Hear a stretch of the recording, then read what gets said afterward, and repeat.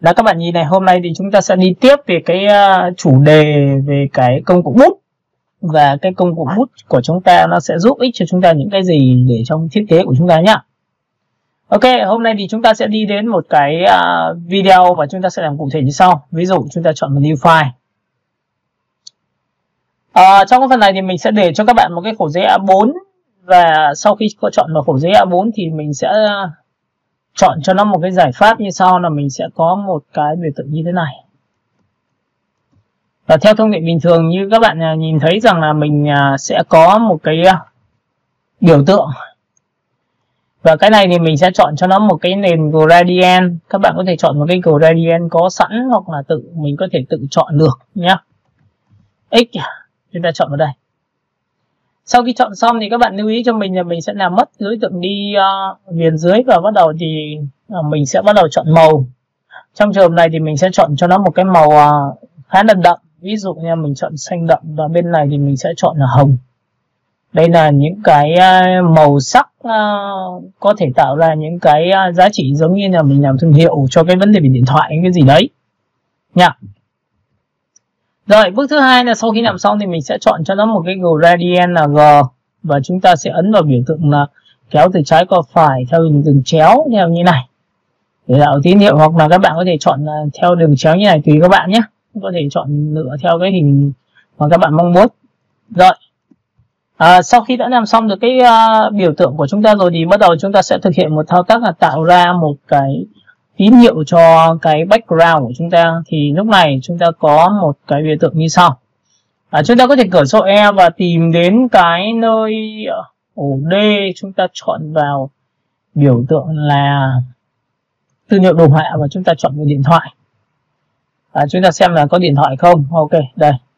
Trong phần này thì các bạn sẽ nhìn thấy là đây là cái mục điện thoại tôi sẽ rất là nhiều. Và chủ đề điện thoại là một trong những chủ đề nó khá là bắt mắt và nó hot, nên là các bạn có thể chọn lựa nó bằng cách file rồi chọn vào phần plate. Chúng ta chọn vào biểu tượng là file rồi chúng ta chọn vào phần plate. Trong cái phần này thì các bạn nhớ cho tôi là các bạn phải tìm đến cái nơi mà nó thật là nhiều những cái ảnh. Các bạn có thể chọn vào ảnh nào cũng được. Ở đây thì nó có rất nhiều kiểu cho các bạn lựa chọn. Các bạn có thể vẽ rồi chọn thêm hình những cái thứ, nó rất là nhiều những ảnh. Thì cái đầu tiên là mình cứ chọn một cái Oppo đã. Ví dụ hôm nay chúng ta chọn vào logo từ Oppo thì mình sẽ chọn Oppo. Và cái Oppo như này thì các bạn sẽ nhìn thấy đây là một logo, và chúng ta ấn vào Ctrl Shift H nhé để cho nó hiển thị như này. Nó là màu xanh lá cây. Và nó có âm bản và dương bản thì là màu đen và trắng. Thì lúc này các bạn nhớ là đối với trường hợp màu xanh lá cây như này thì bạn sẽ chọn vào Image Shade và Shade Default, có nghĩa là shade theo kiểu cơ bản. Thì các bạn sẽ nhìn thấy rằng là nó sẽ trở thành đen trắng cho các bạn đây ạ. Đấy nhá. Đó. Và sau khi chọn xong này thì mình ấn vào Expand thì tự khắc nó sẽ có một cái chi tiết. Đó là đối tượng của chúng ta nó tồn tại dưới hai phần.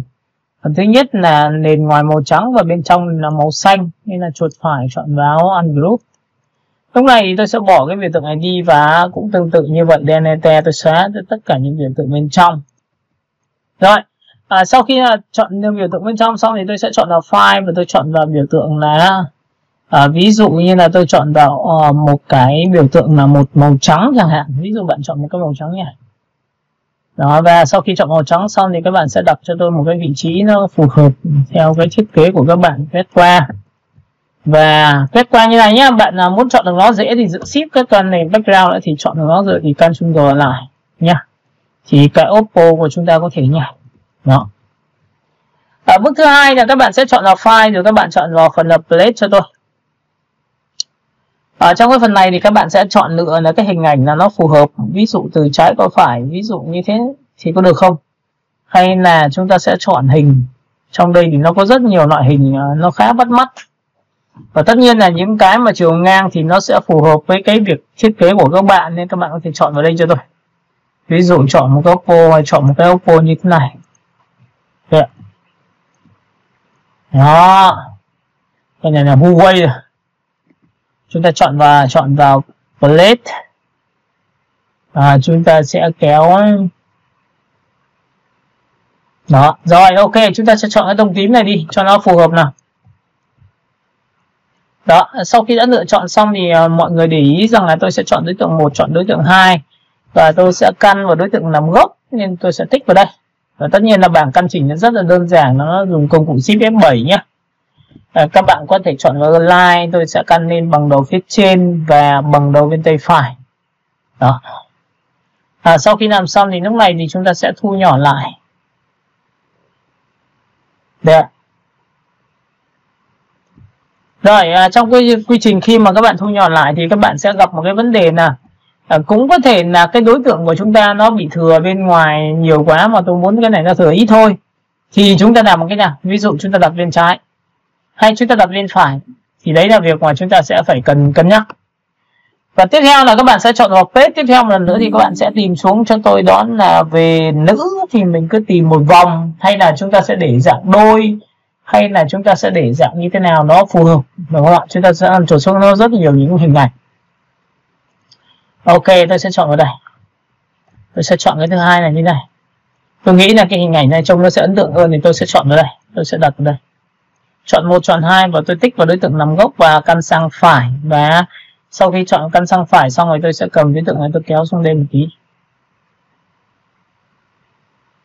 Đó. Rồi, lúc này trong trường hợp này thì các bạn sẽ có hai sự lựa chọn. Một là các bạn sẽ làm cho ảnh chuyển vào nền. Thì bằng cách như sau là tôi tích vào đối tượng đó và bước số 1 là mình sẽ chọn vào đây. Ok, chúng ta chọn vào Transparency và chúng ta đã quen với những cái hiệu ứng của chúng ta rồi thì chúng ta có thể tạo ra một cái mặt nạ. Và mặt nạ lúc này thì bạn bỏ clip đi, vẽ một hình to hơn hoặc bằng cái đối tượng để làm cho ảnh chuyển vào nền. Và nhớ là khi vẽ như này thì ảnh nó sẽ bị mờ nhé, bởi vì lúc này nó đang mang hiệu ứng của cái gradient từ hồng sang tím nhỉ, xanh sang tím nhỉ. Thì chúng ta nhớ một điều rằng cái biểu tượng mặt nạ cho đối tượng ảnh của chúng ta tốt nhất thì chúng ta sẽ phải làm trên hệ thống, đó là cái giá trị đó là đen trắng. Và sau khi chọn vào đen trắng xong thì các bạn lưu ý cho tôi là khi tôi tích xuống như này thì tôi dùng phím G. Lúc này chúng ta sẽ kéo đối tượng từ trái qua phải. Và khi làm sao thì để chúng ta kéo được là chúng ta có thể từ chân dung chúng ta kéo từ đến đây. Và các bạn cũng lưu ý cho tôi là trong cái quy trình khi mà các bạn làm, các bạn có thể là thay đổi. Bởi vì tất cả là tại sao tôi lại thay đổi cái ví dụ nếu cái này làm online thì tôi quyết định là nó sẽ là file. Và chúng ta chọn vào file và chúng ta chọn vào phần edit. Chúng ta chọn vào phần color. Đấy ạ, file chúng ta chọn vào color mode này. Chúng ta chọn vào RGB. Thì các bạn nhớ một điều rằng tất cả những cái bạn nào chuyển từ CMYK vào thành RGB thì ngay tức là cái biểu tượng này của chúng ta nó sẽ không chuyển lên vào nền được. Các bạn có nhìn thấy đoạn này nó không chuyển lên chưa? Alo? Đó, vậy thì để muốn làm được cái chuyển em đấy thì chúng ta quay trở lại mặt nạ nhá. Nếu làm rồi thì lúc này chúng ta sẽ quay trở về mặt nạ. Thì cái điểm này của chúng ta lúc này chúng ta tích nút vào đây. Thì các bạn nhớ một điều cho tôi là bây giờ nó không phải là màu đen, nên mình sẽ chọn lên đây để chọn là cái tông màu này là màu đen chẳng hạn nha. Được chưa? Và thứ hai là tất cả các thông số là CMYK thì tôi sẽ để hết là về màu đen hết 100% như thế này. Thì các bạn sẽ nhìn thấy cái hình của chúng ta nó sẽ chìm vào nền. Nên các bạn nào mà khi mà làm về cái biểu tượng chuyển sang cái kênh màu RGB thì bạn sẽ phải chuyển tuôn cho tôi cái giá trị như màu nữa, được không ạ? Ok, xong. Và lúc này chúng ta sẽ ấn vào phím G và chúng ta kéo lại thêm một lần nữa. Tôi sẽ kéo ở đây từ đến đây. Và tôi sẽ chìm cho nó ảnh chuyển như này, được chưa? Và nhớ một điều rằng khi chuyển thì các bạn có hai sự lựa chọn. Một là bạn chuyển theo dạng hình chuyển từ trái qua phải, hai là theo hình tròn. Và đã là theo hình tròn thì các bạn nhớ thì tôi là phím G và chúng ta đặt vị trí này tâm sáng, tôi sẽ mở rộng như này. Thì đây là cái hình mà tôi muốn rằng là nó sẽ phải như thế này chẳng hạn, để cho nó chìm vào nền cho nó dễ chịu hơn. Và tất nhiên là bây giờ thì cái background của bạn nó có hai sự lựa chọn. Một là sẽ tìm một cái giải pháp là background theo kiểu mềm mại đơn giản. Hai là chúng ta sẽ chọn màu nha. Đấy. Và sau khi đã lựa chọn xong thì mình sẽ chọn sang đây thì chúng ta có được điều được rồi. Bước số 2 là chúng ta sẽ chọn file và chúng ta chọn vào công cụ Plate. Tiếp theo nữa thì chúng ta sẽ có một cái đối tượng và chúng ta sẽ tìm sản phẩm. Chúng ta sẽ tìm sản phẩm. Ok, chúng ta sẽ chọn vào biểu tượng là những hình ảnh điện thoại của chúng ta. Đấy, ví dụ như là chúng ta chưa có những hình ảnh điện thoại đấy thì chúng ta sẽ quay sang như thế này. Rồi chúng ta có thể chọn vào đây. Nó có rất nhiều hình ảnh điện thoại cho các bạn. Thấy chưa? Và chúng ta sẽ kiểm tra lại một tí. Ví dụ như Oppo, chúng ta có thể lên trên mạng và chúng ta search một vài cái hình ảnh liên quan đến thương hiệu và sản phẩm. Đó, rồi, vậy thì lúc này chúng ta sẽ lên trên Google và chúng ta sẽ tích vào đây. Chúng ta sẽ vào Google như bình thường. Chúng ta chọn vào Oppo. Đó. Rồi, chúng ta sẽ chọn Oppo xong thì chúng ta chọn vào hình ảnh nhá. Và các bạn lưu ý cho tôi là chọn vào công cụ và chúng ta chọn vào kích cỡ. Trong phần này thì nó sẽ có nhiều cái yếu tố nên tôi sẽ chọn cho nó một cái yếu tố liên quan đến cái hình của chúng ta. Có thể là nhiều màu sắc gì đấy tùy các bạn. Kích thước lớn rồi thì tôi sẽ chọn vào đây. Ví dụ như là chúng ta sẽ chọn một cái hình như thế này. Và tất nhiên là khi mà chọn xong thì chúng ta chọn vào sao chép hình ảnh luôn nhé. Các bạn chọn vào sao chép hình ảnh này. Sao chép hình ảnh hoặc là các bạn có thể lưu lại. Và sau khi lưu lại xong thì các bạn hãy chọn cho tôi đến cái biểu tượng Ctrl V. Ok, và chúng ta sau khi chọn vào đây thì chúng ta sẽ lưu lại cái file thiết kế của chúng ta. Lưu lại cái file ảnh. Và sau khi đã có file ảnh xong thì bây giờ việc còn lại của chúng ta là đã có hình điện thoại rồi, chúng ta paste vào. Đây ạ. Và cái hình ảnh này nó sẽ cùng màu với thương hiệu của chúng ta nhé. Các bạn nhìn chưa? Và lúc này thì chúng ta sẽ làm một cái nhiệm vụ là đồ hình. Để muốn đồ hình được cái này thì nó rất là đơn giản, là chúng ta cứ vẽ một cái hình biểu tượng ngang, bởi vì nó là vo góc nên là tôi sẽ không cần phải chọn vào vị trí theo kiểu bình thường nữa. Ok, và kéo xuống đây một tí nữa thì các bạn sẽ kéo sang bên tay phải một chút xíu. Rồi, sau khi đã chọn xong thì các bạn ấn Shift X cho tôi và bắt đầu chúng ta thực hiện thao tác là vo góc. Và vo góc rất là kỹ nhé. Các bạn có thể phóng to này nhỉ. Đó, và các bạn có thể chọn vào phím ma nhé. Các bạn có thể tích thẳng vào đối tượng. Đấy, các bạn có thể chọn vào đối tượng của chúng ta. Và chúng ta có vo góc này. Chúng ta có vo góc này, chúng ta chọn phím ma này. Đấy chưa? Và tất nhiên là khi tích vào đây thì các bạn sẽ nhìn thấy nó sẽ có một cái chấm bên này. Đấy, thì các bạn có thể chọn vào Ctrl A, chọn cái đối tượng của chúng ta. Đấy, vo góc được rồi thì thôi. Ok, chúng ta sẽ chốt lại cái việc này đây. Được chưa? Còn nếu không thì chúng ta có thể Ctrl Z lại này. Các bạn sẽ nhìn thấy là chúng ta sẽ ấn vào Ctrl Z lại thì nó sẽ được như này. Thì chúng ta phóng to này. Một góc của chúng ta chính xác rồi. Ok, chúng ta sẽ chọn vào chính xác bên này. Và chúng ta lại tiếp tục chọn chính xác bên này. Ok, chúng ta chọn vào chính xác bên này. Được chưa? Rồi, sau khi nó làm xong là chọn công cụ phím ma và tôi cầm điểm này tôi kéo đây. Tôi kéo đến đúng độ của nó. Được rồi. Thì lúc này tất cả các 4 góc nó sẽ được như thế luôn. Rồi, bước số 2 là sau khi đã làm xong tôi sẽ paste qua cả hai và tôi dùng cái công cụ như sau là các bạn sẽ chọn vào cho tôi đó là biểu tượng là Ctrl số 7. Ctrl số 7 thì ảnh chung đều này và hình của chúng ta sẽ được cắt ra. Đấy là rất là đơn giản như vậy thôi. Và tất nhiên là sau khi làm đến đây thì các bạn lưu ý cho tôi là có rất nhiều bạn làm theo kiểu như này. Bạn có thể đặt như thế này hay là đặt như thế nào. Ví dụ như chúng ta thu nhỏ lại, nhưng đừng nhỏ quá, nhỏ quá nhé các bạn, ít nhất phải to tầm này cho tôi. Đó, và chúng ta sẽ đặt ở vị trí này hay như thế nào. Đó. Ở đây thì nó có rất nhiều những cái sự lựa chọn cho các bạn, là khi bạn chọn xong thì bạn chọn Oppo lên trên tất cả này, sau đó thì bạn sẽ đặt Oppo vào đây. Sau đó thì cái hình thù của chúng ta thì chúng ta có nhiều sự lựa chọn. Ví dụ các bạn có thể chọn vào cho tôi một cái hình elip để vẽ trên một cái mục. Có thể là vẽ trên một cái mục. Hoặc các bạn có thể vẽ không vẽ mục thì các bạn có thể tạo ra những cái tín hiệu cho đối tượng của chúng ta có thể thiết kế được như vậy. Nào, sau khi đã chọn lựa xong thì cái việc thứ hai của các bạn là các bạn sẽ phải làm cho tôi một cái thao tác. Đó là gì? Chúng ta sẽ to cái này tí này. Nào, cái này chúng ta sẽ phải ngắt đường link của đối tượng và cắt cho đối tượng ảnh của chúng ta nó nhẹ đi bằng cách là chúng ta chọn vào đối tượng số 1. Bước 2 là chúng ta chọn vào biểu tượng là Transparency. Bước 3 là bạn sẽ chọn vào Multi. Và sau khi chọn Multi thì chúng ta sẽ chọn vào Object và chúng ta chọn vào Pattern lần thứ 2. Và tiếp theo là các bạn sẽ chọn vào kênh Alpha giúp tôi, thì tự khắc đối tượng này chúng ta sẽ làm sao nó mất luôn cái vị trí của cái đối tượng khung hình bên ngoài, và cái này nó sẽ tồn tại độc lập trong file thiết kế của các bạn.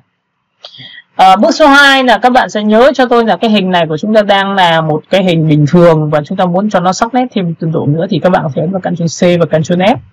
Và tất nhiên là Ctrl C và Ctrl F nó đã sắc nét rồi thì các bạn có thể chọn hòa trộn cho tôi là Shortline. Shortline là ám màu nhẹ này. Và tất nhiên là cái ám màu này thì bạn có đủ độ sáng hay không thì tùy theo tính chất của bạn. Tiếp theo nữa thì các bạn sẽ chọn cho tôi một giải pháp ở phần phía dưới để nó nhắc lại cái tín hiệu của các bạn là Ctrl C và Ctrl F, và tôi sẽ kéo từ trên xuống dưới như này. Với cái biểu tượng này thì tôi cho lên trên tất cả và bắt đầu tôi thực hiện một cái gradient. Trong phần gradient này thì tôi sẽ tích vào đây và tôi sẽ chỉ vào đây, tôi chỉ từng cái màu một. Đó. Sau đó tôi tích vào đây một cái nữa thì tôi sẽ chỉ vào màu thứ hai. Rồi tích vào màu thứ ba thì tôi sẽ chỉ vào đây. Rồi tôi tích vào đây thì tôi sẽ chọn một cái màu nữa là có thể chọn một cái màu xanh lơ như này. Đấy, các bạn nhìn nào. Và tôi đã tạo ra cái tín hiệu ở dưới, nó sẽ đồng bộ với cái thiết kế của thương hiệu này, màu sắc này như này rồi. Rồi.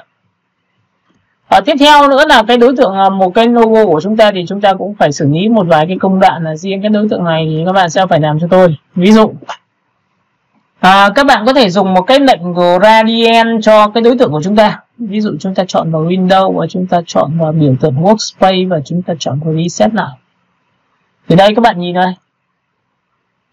Với đối tượng này thì các bạn hãy chọn cho tôi một cái đen trắng gradient và tôi sẽ chọn vào gradient theo kiểu đen trắng nha.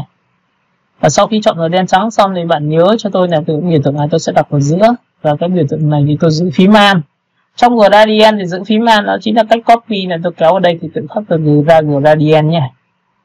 Cái biểu tượng này thì các bạn sẽ nhớ cho tôi là tôi sẽ chọn không phải là một màu đen mà tôi sẽ chọn màu ghi nha. Đấy. Và lúc này sau khi làm xong tôi dùng phím G và tôi kéo từ trên xuống dưới như này. Đó. Thế là chúng ta đã có một cái bóng của gradient rồi. Rồi, sau khi đã có xong này thì các bạn lưu ý cho tôi là tôi ấn vào Ctrl C và Ctrl F. Ctrl C, Ctrl F là nó sinh ra hai cái này này. Các bạn nhìn chưa?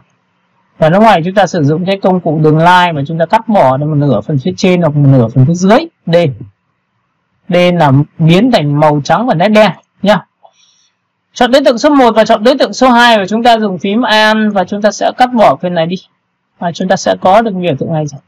Và lúc này thì các bạn sẽ nhớ cho tôi bỏ qua cái này, và cái này thì lúc này thì chúng ta chỉ cần rất là đơn giản là chúng ta chọn vào cái màu trắng và sau đó thì chúng ta sẽ đặt vào nó đúng vị trí là. Cái này sau khi đã làm xong thì bạn gõ cho tôi giá trị là 30% thì tự khắc chúng ta có tạo ra một cái logo trông khá là bóng bẩy.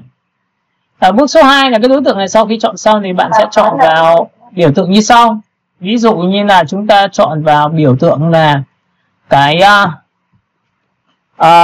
effect, chúng ta chọn vào style và chúng ta chọn drop shadow, đây là xử lý phần logo đây. Và ví dụ như là shadow là vùng là cái bóng nên là tôi sẽ chọn vào select của nó bằng 0 chẳng hạn như này. Còn chúng ta sẽ bằng 0 nha.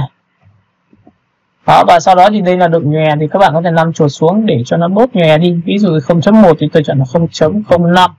Ok. Và sau đó thì tôi sẽ nằm chuột xuống phía dưới. Đấy, ví dụ này. Và cái cấp độ này thì tôi sẽ chọn vào khoảng 50 hoặc 30 gì đấy để cho nó nhẹ thôi. Đó, được chưa? Thế là tôi đã có một cái logo.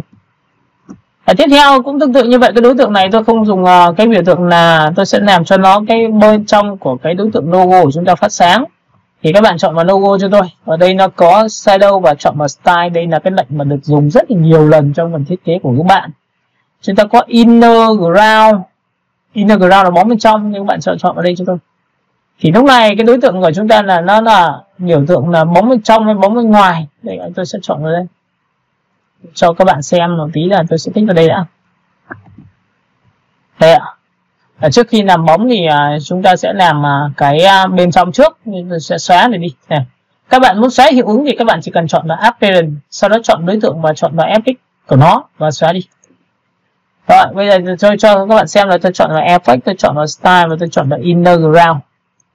Và sau khi chọn Inner Ground thì cái bóng bên trong đây là cái đối tượng này, tôi sẽ để 100%. Và cái này thì nó làm chuột xuống cho các bạn đấy. Đấy, làm chuột như này. Đấy, 0.05.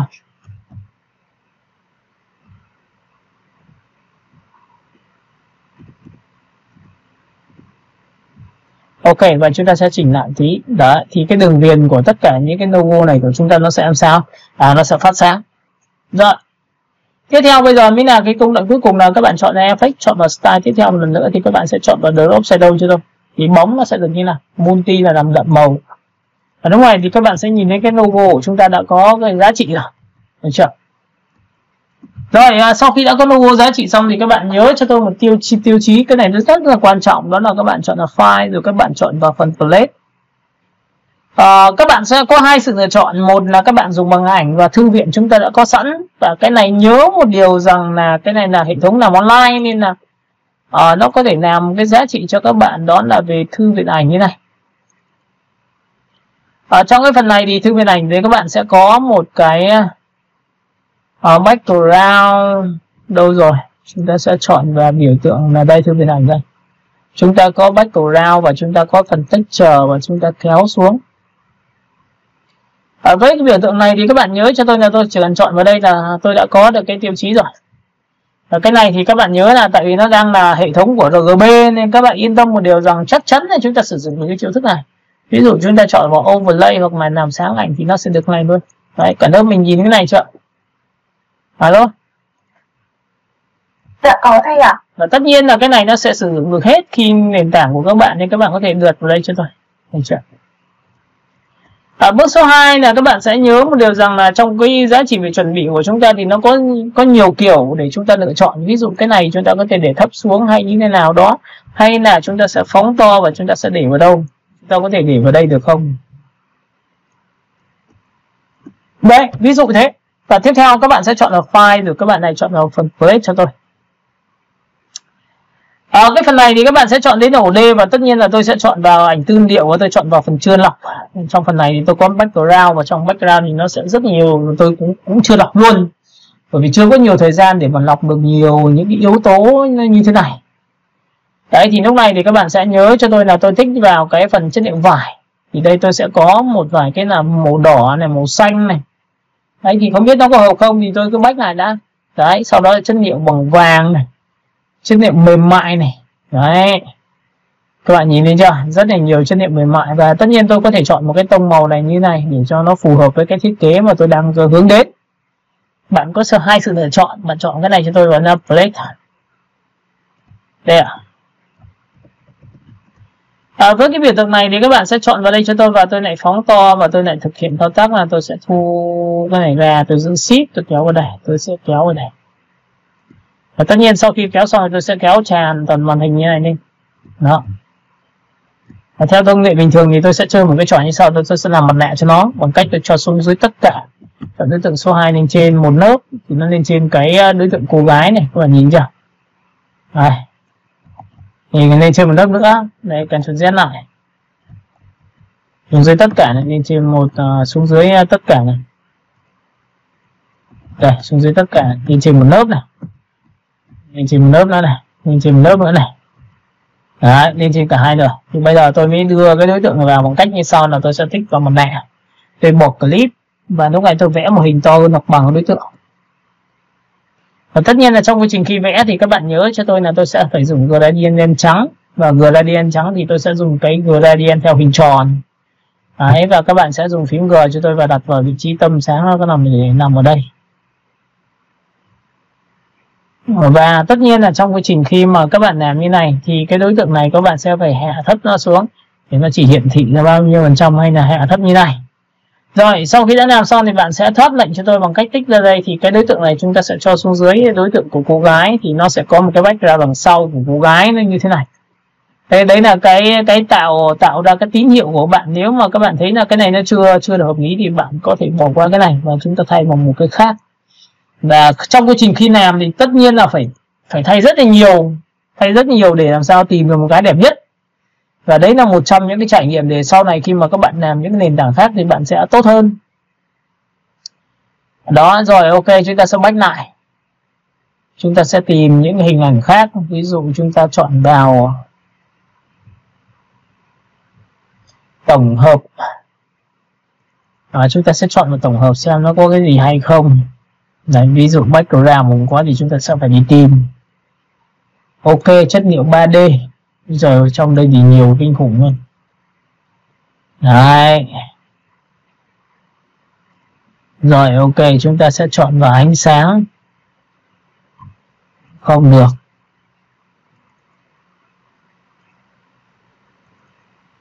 Gỗ. Thiên thần. Đấy, những cái giá trị về thiên thần như này là các bạn cũng có thể sử dụng được này.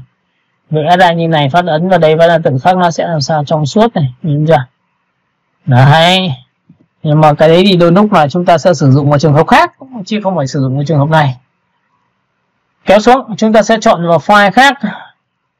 Chúng ta sẽ chọn đấy, các bạn nhìn không? Rất là nhiều những cái chi tiết theo kiểu long lanh bắt mắt rồi có thể sử dụng những cái yếu tố như thế này, và chúng ta làm chuột xem là cái nào nó đủ mềm mại thì mình sẽ dùng nó. Đấy nha, rất nhiều yếu tố.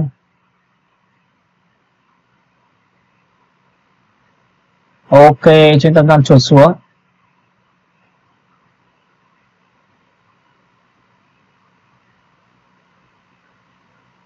Rồi, chúng ta chọn cái này đi. Rồi, sau khi chọn xong thì cái đối tượng này của chúng ta thì tôi sẽ dùng hòa trộn nó overlay thử xem nó có màu nó có đẹp không. Nếu mà màu đẹp thì tôi sẽ giữ lại, còn không màu đẹp thì tôi sẽ bỏ đi. Và tôi cũng không dùng nó theo cái cách của tôi nữa, tôi sẽ cho xuống dưới tất cả này. Cho đối tượng lên trên này để cho màu nó tươi lên này, xuống lên trên một tí nữa này. Nhìn chưa?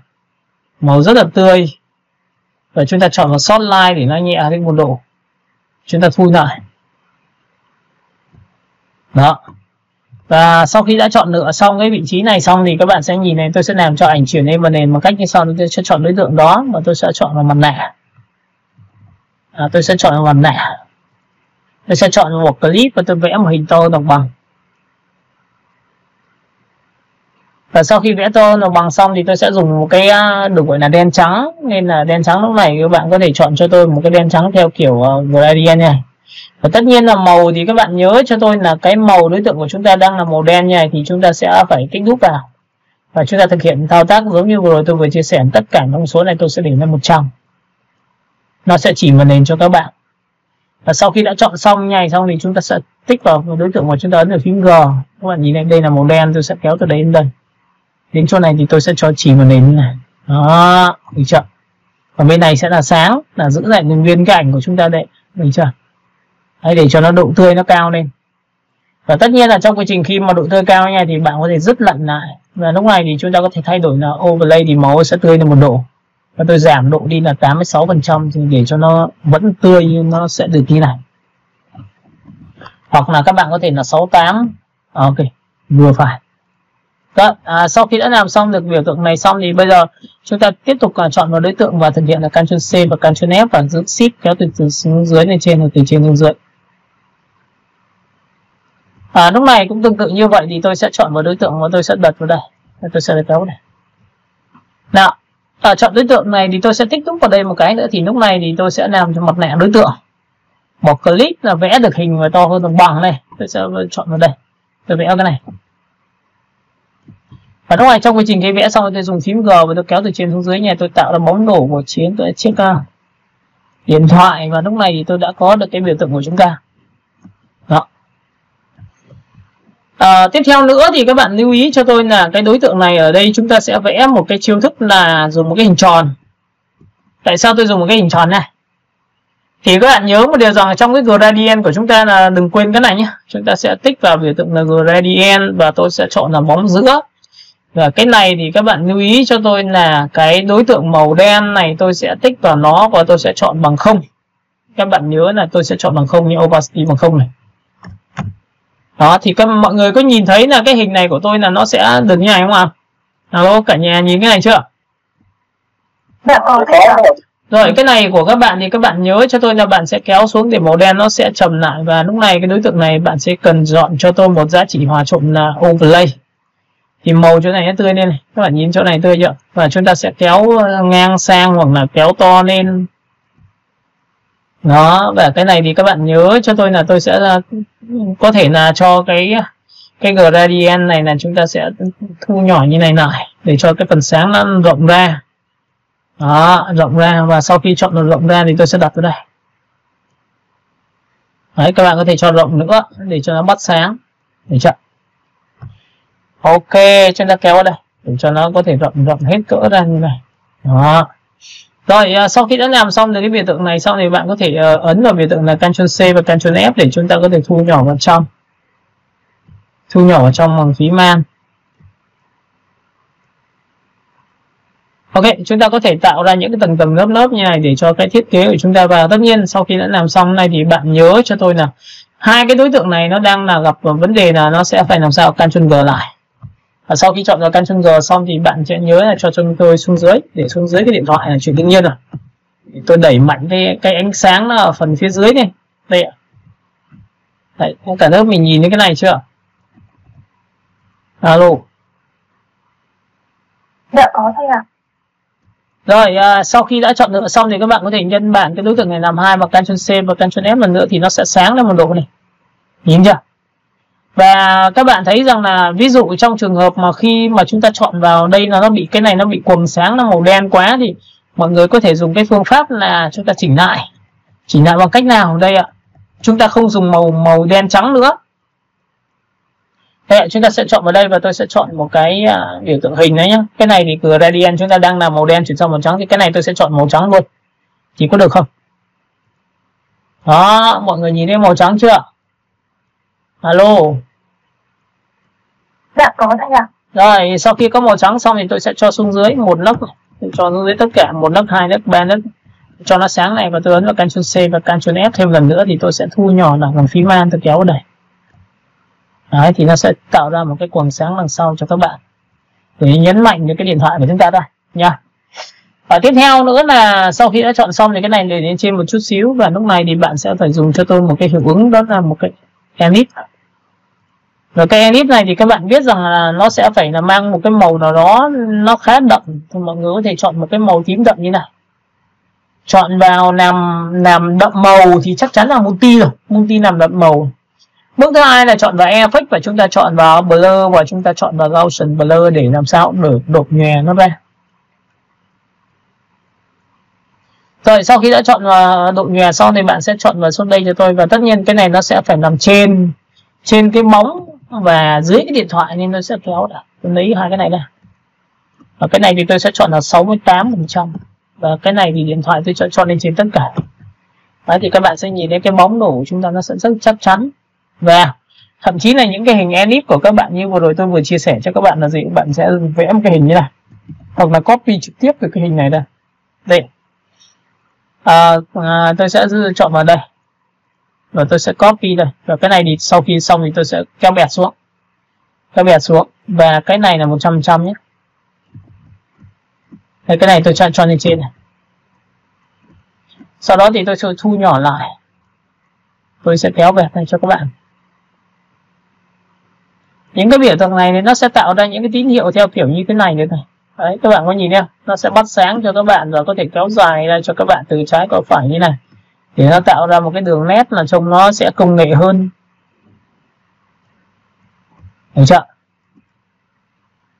Rồi tiếp theo, sau khi đã lựa chọn xong cái biểu tượng này xong thì cái biểu tượng hình này của chúng ta là chúng ta cần phải điều chỉnh lại. Cái cô gái này đang là tôi đang có một đối tượng, xem nào, đấy, một đối tượng thì tôi sẽ làm cho cô gái nó sáng lên một độ nữa bằng cách là tôi sẽ ấn vào Ctrl C và Ctrl S, nhìn nhận, và chúng ta sẽ chọn là Shortline. Shortline nó sẽ làm màu tươi nhẹ, nên là như vậy thì cái biểu tượng trái và phải của các bạn nó sẽ rất là đều nhau cho cái thiết kế.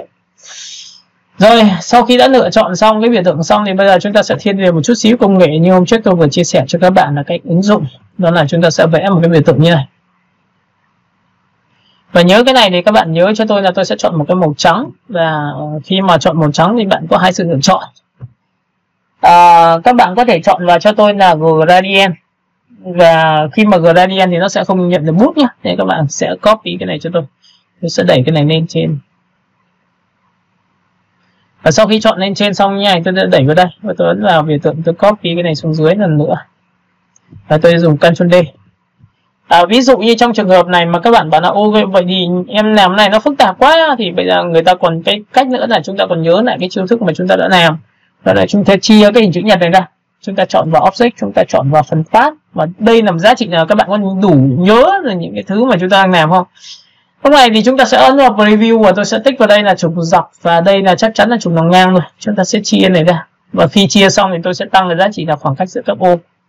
Đó, các bạn có nhìn cái này của tôi chưa nhỉ? Alo. Dạ rồi thầy.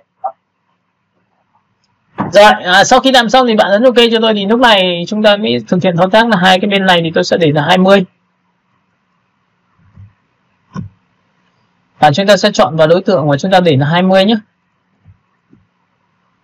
20 này. Hai cái này thì tôi sẽ để là 40. 40. Và cái này thì chúng ta sẽ để là 80. Ở dưới thì tôi sẽ để là 90. Trong cái phần này thì các bạn lưu ý cho tôi là những cái biểu tượng này của các bạn thì có những cái mà chúng ta có thể sử dụng theo kiểu ngẫu nhiên, giống như hôm trước tôi vừa chia sẻ cho các bạn, đó là các bạn sẽ chuột phải vào biểu tượng, chọn vào biểu tượng transform và chọn vào Ctrl Shift D. Thì lúc này nó có biểu tượng random để các bạn có thể xô lệch sang trái và xô lệch sang phải, bạn kéo đây cho tôi. Đó, tự khắc nó sẽ xô lệch cho các bạn theo kiểu ngẫu nhiên. Đấy, đây là một cách các bạn có thể có một sự lựa chọn như này. Nhưng mà tôi chia sẻ cho các bạn biết là nhiều lúc tôi thích làm theo kiểu thủ công, bởi vì đôi lúc này tôi sẽ kiểm soát được nó rất dễ. Và tôi sẽ cầm đối tượng này, thậm chí là tôi sẽ kéo luôn là dài nha, chứ không phải là cùng là một đối tượng kích thước bằng nhau đâu. Đấy nhá. Cái đoạn này tôi ngắn rồi, ok. Cái đoạn này tôi dài rồi. Cái đoạn này tôi sẽ làm sao, tôi sẽ dài chút xíu, đây nó cao hơn cái thằng này, và cái này nó sẽ kéo được một tí nữa. Và cũng tương tự như cái này thì tôi sẽ để cái này nó nuôi ở trong một tẹo, và cái này thì tôi sẽ cho nó ngắn như này. Đấy. Các bạn có nhìn thấy cái này của tôi chưa nhỉ?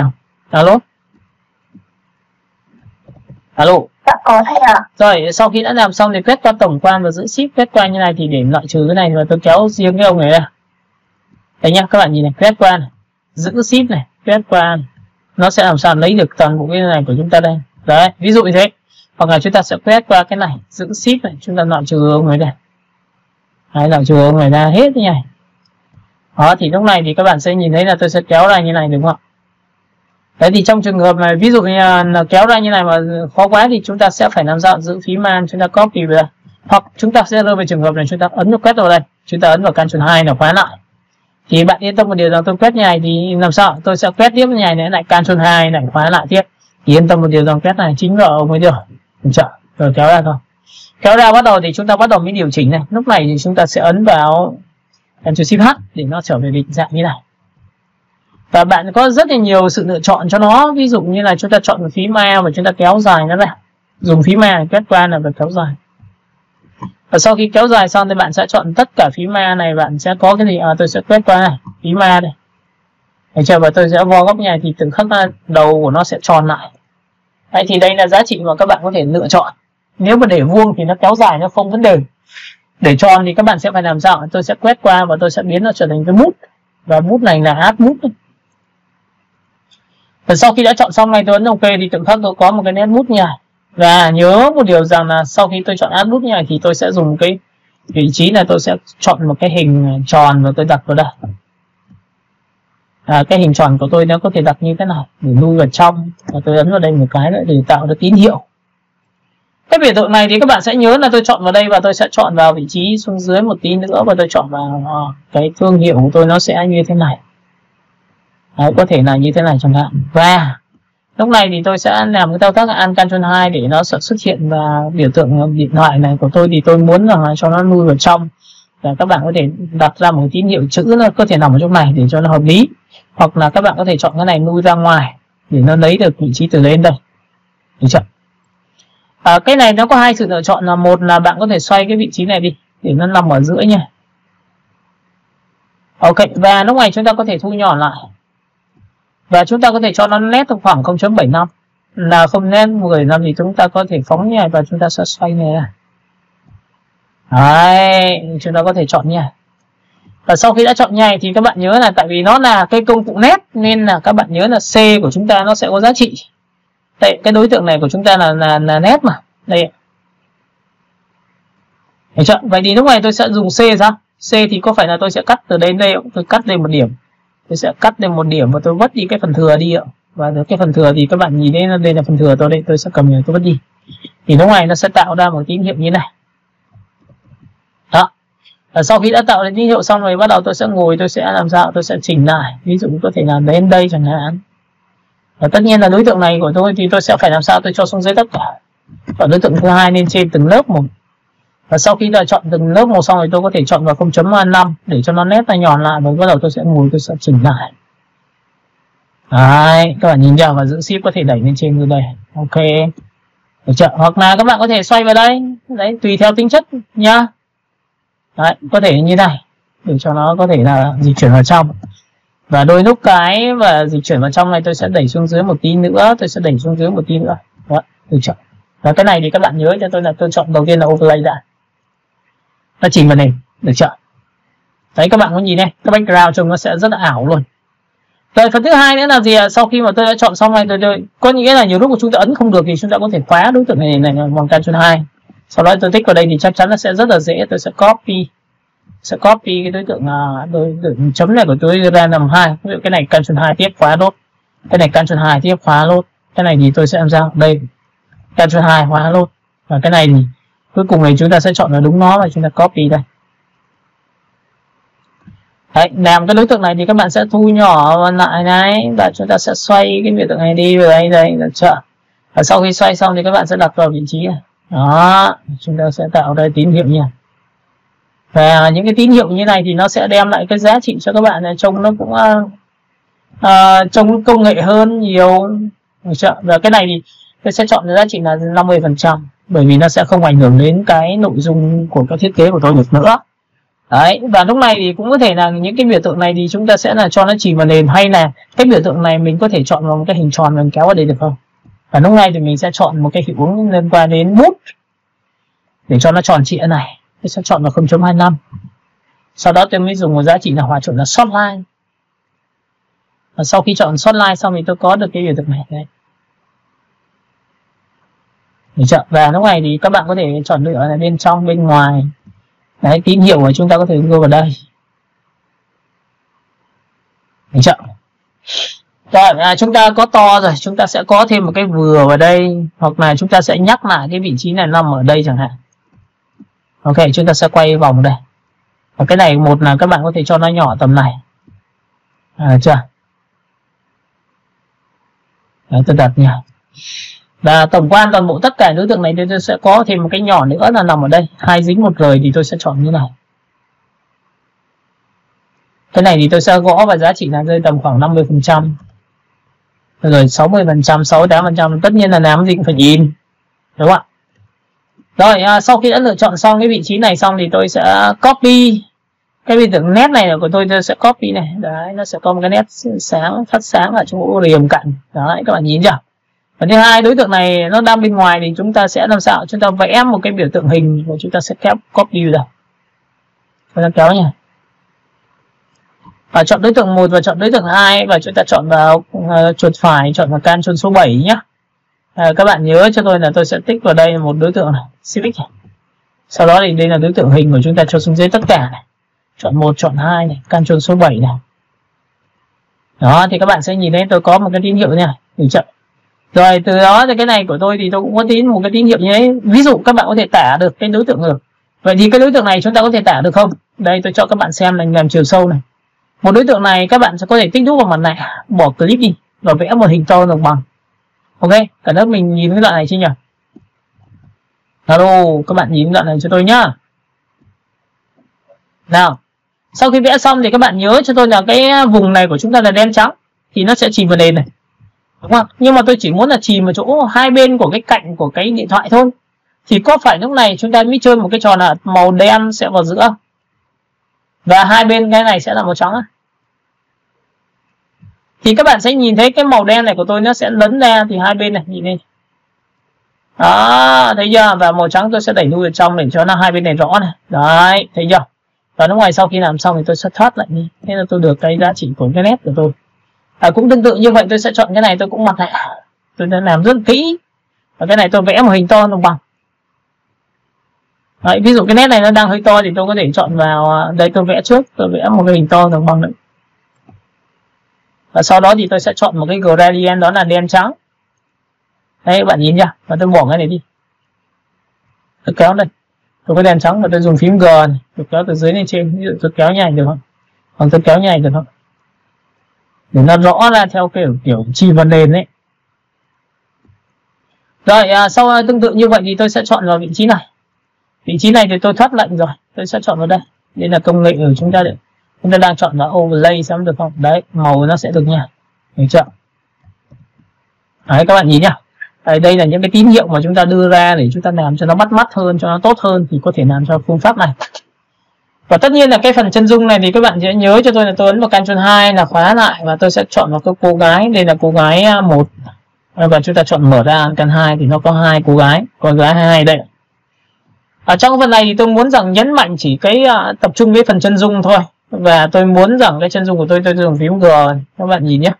Ở cái phím G thì tôi sẽ chọn vào mặt nạ, tôi chọn vào G đây, nhìn chưa?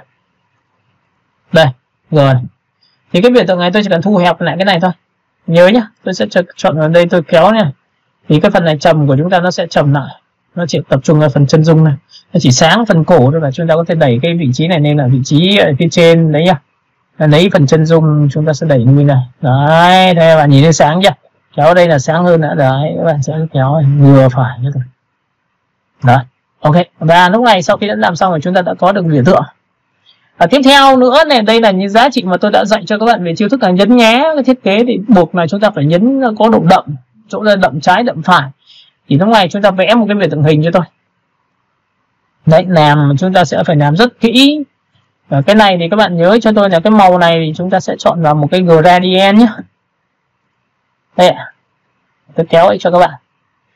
Cái gradient này thì bạn hãy chọn cho tôi một cái gradient bằng cách là tôi chọn vào đây và tôi chỉ được lấy một cái màu đậm thôi, nên tôi chọn lấy đây, đây là màu đậm đầu tiên. Sau đó thì tôi sẽ lấy một cái màu thứ hai là tôi sẽ kéo ở đây. Và màu này thì tôi sẽ chọn vào đây và tôi lại lấy màu thứ hai của nó là màu thiên về xanh tím như này. Đó, và sau khi chọn vào đây thì tôi sẽ chọn vào gradient theo kiểu như này. Còn cách thứ ba này của các bạn thì tôi sẽ để về opacity bằng 0. Chỉ vào lên, sau đó tôi dùng phím G và tôi sẽ kéo từ dưới lên trên, từ trên xuống dưới. Cả lớp mình nhìn thấy cái đoạn mà tôi sẽ kéo nhảy chưa nhỉ? Đúng. Dạ có thầy ạ. Rồi, sau khi đã làm xong cái này thì các bạn sẽ cầm đối tượng này, bạn kéo đẩy lên đây cho tôi. Đó, đặt vào đúng cái vị trí và lúc này chúng ta cho xuống dưới. Và tất nhiên là tôi sẽ cho xuống dưới tất cả này. Chọn đối tượng lên trên này, lên trên mặt đất này, được chưa? Và khi mình lên trên được đến đây rồi thì tôi sẽ dùng một cái hiệu ứng đó là multi, là làm đậm màu. Làm đậm màu để cho cái đối tượng dưới nền của chúng ta nó đậm hơn, nó sắc nét hơn. Các bạn hiểu cái này của tôi chưa nhỉ? Alo. Dạ có thầy ạ. Đấy, có nghĩa là chúng ta có thể tạo ra chiều sâu của thiết kế của chúng ta được nha. Rồi tiếp theo nữa là cái hình này của các bạn là có thể tạo ra một vài cái chi tiết. Ví dụ như các bạn có thể chọn cho tôi một cái hình tròn, các bạn vẽ vào đây. Và cái này thì tôi khuyên các bạn hãy chọn cho tôi một cái màu trắng Civic. Và với cái màu trắng này thì các bạn có thể tạo ra những cái tín hiệu là vừa có nét vừa có mảng rồi. Các bạn có thể thu nhỏ lại cái này. Và cái này thì các bạn nhớ cho tôi là tôi sẽ dùng overlay nhé. Đấy, các bạn có nhìn ra overlay này. Chúng ta sẽ kéo ở đây, chúng ta sẽ có những cái vị trí nó nhỏ này. Và cái này thì sẽ gõ vào 50%. Rồi tiếp theo các bạn sẽ kéo ở đây cho tôi, và cái này các bạn sẽ kéo to đây cho tôi này.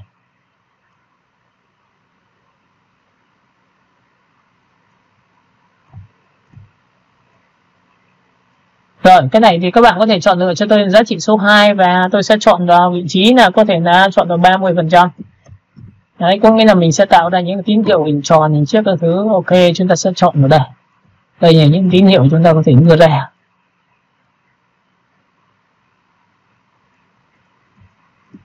Đấy, rồi, sau đó thì các bạn có hai sự lựa chọn. Một là các bạn làm mục, hai là không làm mục thì các bạn có thể sử dụng cho tôi cái chiêu thức là đối tượng của chúng ta tôi sẽ khóa toàn bộ lại. Đây, ví dụ như chúng ta sẽ chọn vào vị trí là cái này. Tôi sẽ khóa lại bằng Ctrl 2, sau đó tôi tích vào đây Ctrl 2. Sau đó tôi tích vào đây. Nhìn thấy chưa? Cái đối tượng là Ctrl 2 và tiếp theo tôi sẽ tích vào đây. Đây là đối tượng ở dưới đây. Được chưa? Thì với đối tượng này thì tôi ấn vào Ctrl C và Ctrl F thì nó sẽ tăng độ lên và tôi kéo từ trên xuống dưới như này. Với cái đối tượng này thì các bạn để ý cho tôi là khi mà tôi chọn vào multi thì làm nó sẽ đậm màu và color nó sẽ đậm màu như này này. Nhìn thấy chưa?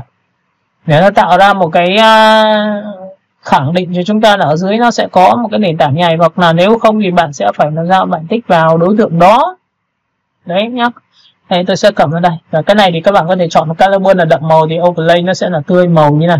Và chúng ta chọn là multi nó sẽ là như này. Nó chỉ hơi đậm này. Và lúc này sau khi đã lựa chọn xong cái này thì chúng ta có thể chọn cho nó là chuyển êm vào nền, thì bạn có thể có rất nhiều cách để lựa chọn. Tại vì nó là gradient nên là mình có thể tích vào điểm này là màu xanh bên này. Mình sẽ tích vào biểu tượng opacity bằng 0. Được chưa? Thì là bên này nó sẽ biến mất, thì lúc này các bạn sẽ tạo ra một cái đường vệt nha. Còn nếu không thì chúng ta có thể bỏ qua và chúng ta không nhất thiết phải chọn cái này nữa. Được chưa? Hoặc là có thể là có những bạn thì các bạn sẽ nhìn thấy là cái biểu tượng bên này thì tôi sẽ gõ về đây là bằng 0 chẳng hạn nha. Hoặc là cái này bằng 0, tôi sẽ gõ vào đây bằng 0. Đó. Và sau khi bằng 0 xong thì các bạn nhớ cho tôi là tôi tích vào đây và tôi có thể nuôi cái hình này lại phía trái để nó tạo ra cái cảm giác nó có một cái đối tượng đằng sau của cái này, nó là như này, để cho nó có thể bắt mắt hơn chẳng hạn. Đó. Rồi sau khi đã làm xong thì bây giờ chúng ta sẽ đặt một cái Oppo. Chúng ta có thể đánh một cái thương hiệu tên thì các bạn biết rồi, chúng ta có thể đánh một cái tên. Chúng ta có thể chọn vào Oppo. Rồi chúng ta sẽ chọn là chúng ta chọn là A78.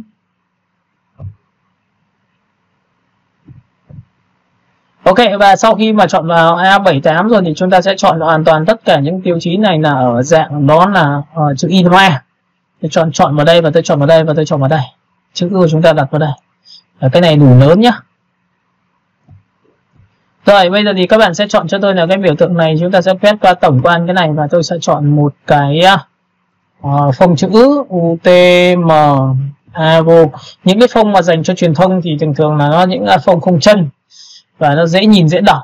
Các bạn có thể chọn cho tôi giá trị là, ví dụ bên này thì tôi sẽ để là nét mảnh, bên này thì tôi sẽ để là nét nó dày, và cái biểu tượng này thì tôi sẽ để cho nó một cái hình tròn.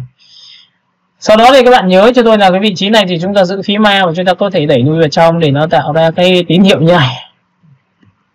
Đấy, và giống như là cũng có thể như cái trên nó sắp xếp ở đây cũng là một cái cách mà để các bạn lựa chọn. Các bạn có thể chọn thêm một cái nữa, đó là các bạn có thể tách đôi cái này ra. Ví dụ chúng ta chọn vào Ctrl X. Sau đó thì chúng ta sẽ tích vào đây và chúng ta sẽ chọn một cái thương hiệu mới, Ctrl V. Cái này thì các bạn có thể phóng to này. Tất nhiên là khi phóng to cái biểu tượng này thì ví dụ đặt trên người như này thì các bạn lưu ý cho tôi một cái nữa là các bạn có thể dùng Shift để lấy viền thôi. Sau khi đã lấy viền xong thì bạn có thể chọn cho tôi một cái viền nó to đi. Chúng ta sẽ phóng xuống. Được chưa? Sau khi phóng xuống như này thì các bạn sẽ chọn cho tôi một giá trị, đó là Overlay. Overlay thì chúng ta sẽ làm cho nó màu nó sẽ chìm vào nền nha. Các bạn có nhìn thấy cái này của tôi chưa nhỉ?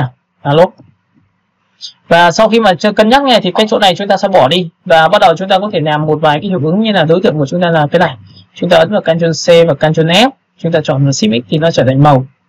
Thì cái đối tượng này thì các bạn lưu ý cho tôi là tôi có thể làm cho nó chìm vào nền mà, bởi vì nó là có thể là gradient nên là các bạn có thể chọn cho tôi một cái gradient theo kiểu như thế này. Và tôi sẽ sử dụng một cái chiêu thức là không dùng trên cái nền tảng overlay nữa mà tôi để nguyên lô mờ. Và lúc này thì các bạn sẽ nhìn thấy là cái hình của tôi đây là màu, và chúng ta có thể chọn một cái gradient như thế này. Đấy, và chúng ta sẽ kéo vào đây. Và sau khi tôi chọn vào xong cái này thì tôi cũng chọn một cái đen trắng đi. Tôi sẽ chọn đen trắng trước. Chọn lên trên tất cả này. Sau đó tôi sẽ chọn vào cái đen trắng này. Là màu đen. Tôi sẽ chọn một cái chữ thì chúng ta phải convert này. Chúng ta sẽ, hoặc là chúng ta sẽ dùng apparent này. Đây ạ, các bạn nhớ nha, riêng dạng chữ thì chúng ta muốn không convert thì chúng ta sẽ add new fill cho nó. Và sau khi add new fill xong thì bắt đầu chúng ta mới sử dụng được cái gradient như này. Với gradient này thì tôi cũng sử dụng thêm một cái tiêu chí là tôi sẽ thích vào nó. Và tôi sẽ có thể dùng y ngắn và chỉ thẳng vào đây lấy được cái màu gradient, thì chúng ta nhiều màu nha. Và sau khi chọn xong thì các bạn hãy chọn cho tôi cái chỉ là overlay để chúng ta sẽ nhuyễn màu. Và trong cái phần này sau khi làm xong thì tôi muốn rằng đến đoạn này nó chìm vào nền thì tôi sẽ làm sao tôi tích đúp vào đây. Tôi vẽ một cái hình to mặt bằng và thực hiện thao tác như bình thường. Đó, và cái này chắc chắn phải là đen trắng rồi. Dùng phím G và chúng ta kéo từ trên xuống dưới. Đấy nha. Rồi. Sau khi đã làm xong thì cái này thì tôi sẽ thoát lệnh ra, thì tôi có một cái chữ 8 như thế này. Và sau đó thì tôi sẽ tích vào biểu tượng là đây là phông chữ, tôi sẽ cho xuống dưới này. Và các bạn nhớ cho tôi là những cái biểu tượng này thì chúng ta có thể ấn vào Ctrl 2 khóa lại vào cái biểu tượng nét này, đây là nét cho nên trên tất cả. Chúng ta có thể lựa chọn vào số 3 xem là nó có bắt mắt hơn không. Đây, sau khi làm xong thì tôi sẽ Alt Ctrl 2 mở đây. Đây đối tượng của chúng ta như này. Thấy chưa? Và cái Oppo này của các bạn đã có vị trí này từ đến đây rồi. Lúc này thì chúng ta sẽ chọn vào vị trí là từ text và tôi sẽ gõ vào đây là 5G. 5G. Và sau khi tôi chọn 5G xong rồi tôi sẽ chọn vào vị trí. Được chưa?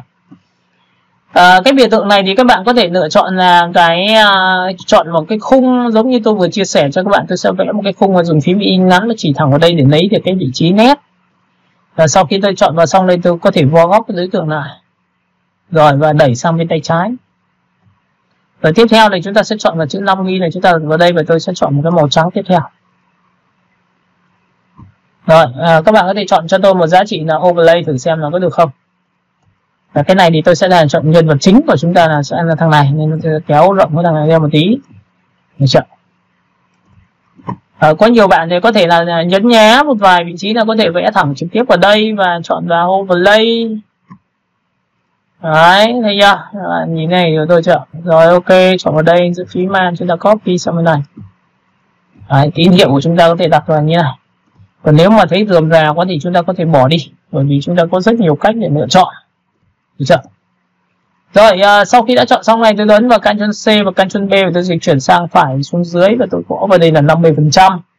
Tôi gõ vào đây 50% để nó lấy được cái tín hiệu giống chữ của chúng ta nó có tí khối, đẩy sang phải một kẹo nữa. Đấy, được chưa?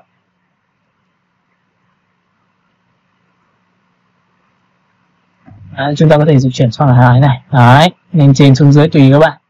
Chữ của chúng ta có thể, nếu mà chưa thấy ổn lắm thì chúng ta lại có thể xóa đi và không nhất thiết phải giữ lại cái đấy làm gì cả. Được chưa? Rồi, sau khi đã làm xong được việc động đấy thì bây giờ những cái vạch này chúng ta có thể sử dụng thêm những tiêu chí. Ví dụ như là chúng ta có thể vẽ, tại vì cây số của chúng ta này nên chúng ta có thể chọn vào để chúng ta có thể làm được. Đây.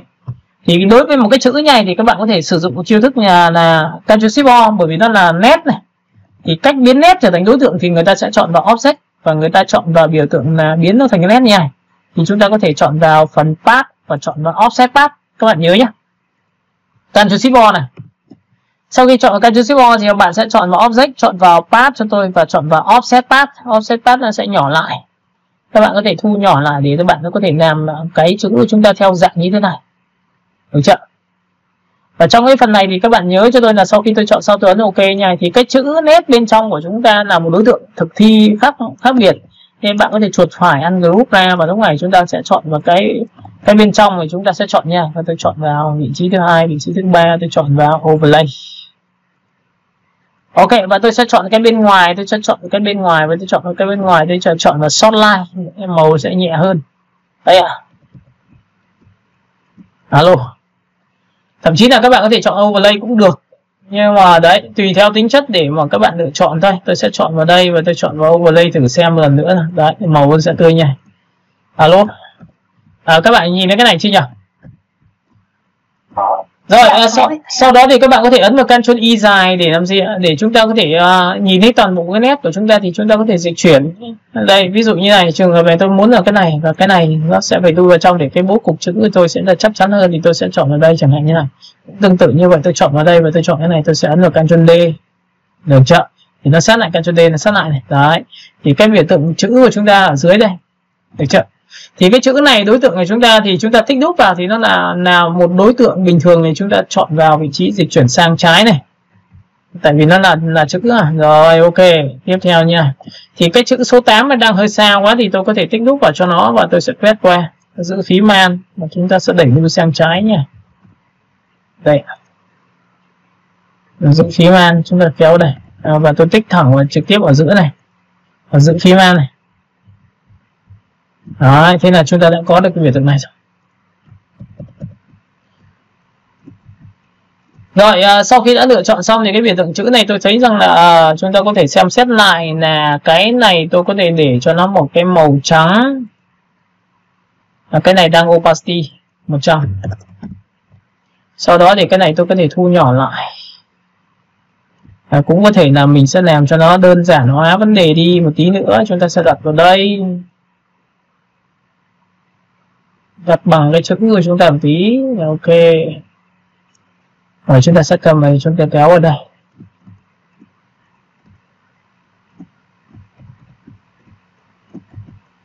Ok, một số cái đường này của các bạn sẽ cần có thể là chúng ta sẽ phải bớt đi để cho nó không bị tranh chấp nữa, bởi vì khi nhìn tổng quan ấy. Ok, thì đây là một trong những cái yếu tố để các bạn có thể làm ra một cái thiết kế cho thương hiệu, có thể là thương hiệu như thế này, và tất nhiên ở dưới thì nó sẽ nhấn nhé theo cái độ của các bạn. Và với những cái biểu tượng như thế này thì các bạn có thể thêm một cái giá trị nữa là trong cái phần hình cơ bản của chúng ta nó có mặt trời, chúng ta có thể tạo ra những tia mặt trời như này, và chúng ta có thể kéo nhảy để tạo ra cái giá trị duyên dáng cho sản phẩm của chúng ta. Có thể là một cái đấy là một cách, nhưng có thể là chúng ta sẽ chọn cách đơn giản hơn là không có tia mặt trời nữa nha. Và sau khi đã làm xong tổng quan toàn bộ đối tượng thì bạn sẽ quét qua tất cả những phần thừa bên ngoài, Ctrl G lại, Ctrl G lại nhé. Hoặc là các bạn có thể chọn vào cho tôi đó là gì, vẽ một cái hình mới trong cái hình chữ nhật này, và chúng ta đè ở vị trí này, chúng ta cho lên trên tất cả. Sau đó thì chúng ta chọn vào đối tượng 1, chọn vào đối tượng 2, và chúng ta sẽ chuột phải chọn vào Make Clipping Mask, thì cái đối tượng bên ngoài nó sẽ bị biến mất. Thì lúc này chúng ta đã tạo ra một phiên bản của cái việc thiết kế bằng cái bút của chúng ta, nó sẽ như thế này nha, các bạn nhìn thấy chưa? Ok, phần thứ hai nữa là sau khi đã có được cái vị trí bút đấy thì chúng ta có sang một cái loại bút tiếp theo, đó là bút ngẫu nhiên. Các bạn ghi đi, bút ngẫu nhiên như sau. Để muốn làm được điều đó thì chúng ta sẽ chọn vào File và chúng ta chọn vào công cụ Palette, và lúc này thì chúng ta sẽ đi đến một cái hình tượng. Tạm thời là các bạn có thể tạo đầu tiên là background. Các bạn nhớ nhé, đầu tiên là tạo background cho thiết kế, các bạn có thể tạo vào đây. Đấy, background của các bạn là có thể làm một cái nhảy. Và cái mà hình tại sao lại có cái bút ngẫu nhiên đấy thì nhớ một điều rằng bút của chúng ta nó sẽ làm lên từ màu đen là chuẩn xác. Còn nếu mà chúng ta chọn vào đây là một màu trắng, ví dụ như chúng ta chọn một cái màu đó là màu ghi, chúng ta chọn màu trắng và tôi để opacity rơi tầm khoảng 68. Và nét này, và tôi giữ một cái nét nữa là tôi ấn vào Ctrl C và Ctrl S, thì tôi sẽ để cho nó là Shift X, và tôi sẽ có một cái nét bên ngoài đây ạ. Tôi có một cái đầu tiên là cái này là 68, và cái này thì tôi sẽ để là mất màu đi, tôi chỉ để viền thôi.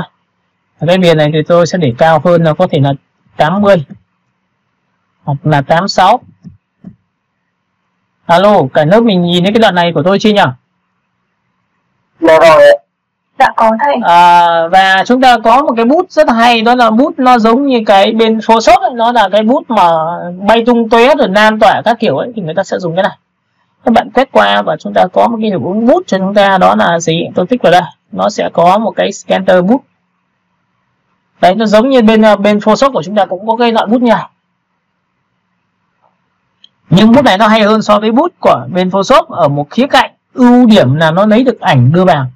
Còn bên Photoshop thì không thể lấy được theo kiểu lấy ảnh, nhưng mà là theo sắc độ nên nó bị chìm vào nền. Đấy, tôi tích vào đây một cái. Và trong cái bảng này thì các bạn nhớ cho tôi là cái style chính là độ to nhỏ, nên bạn có thể chọn random là ngẫu nhiên, thì bạn có thể chọn.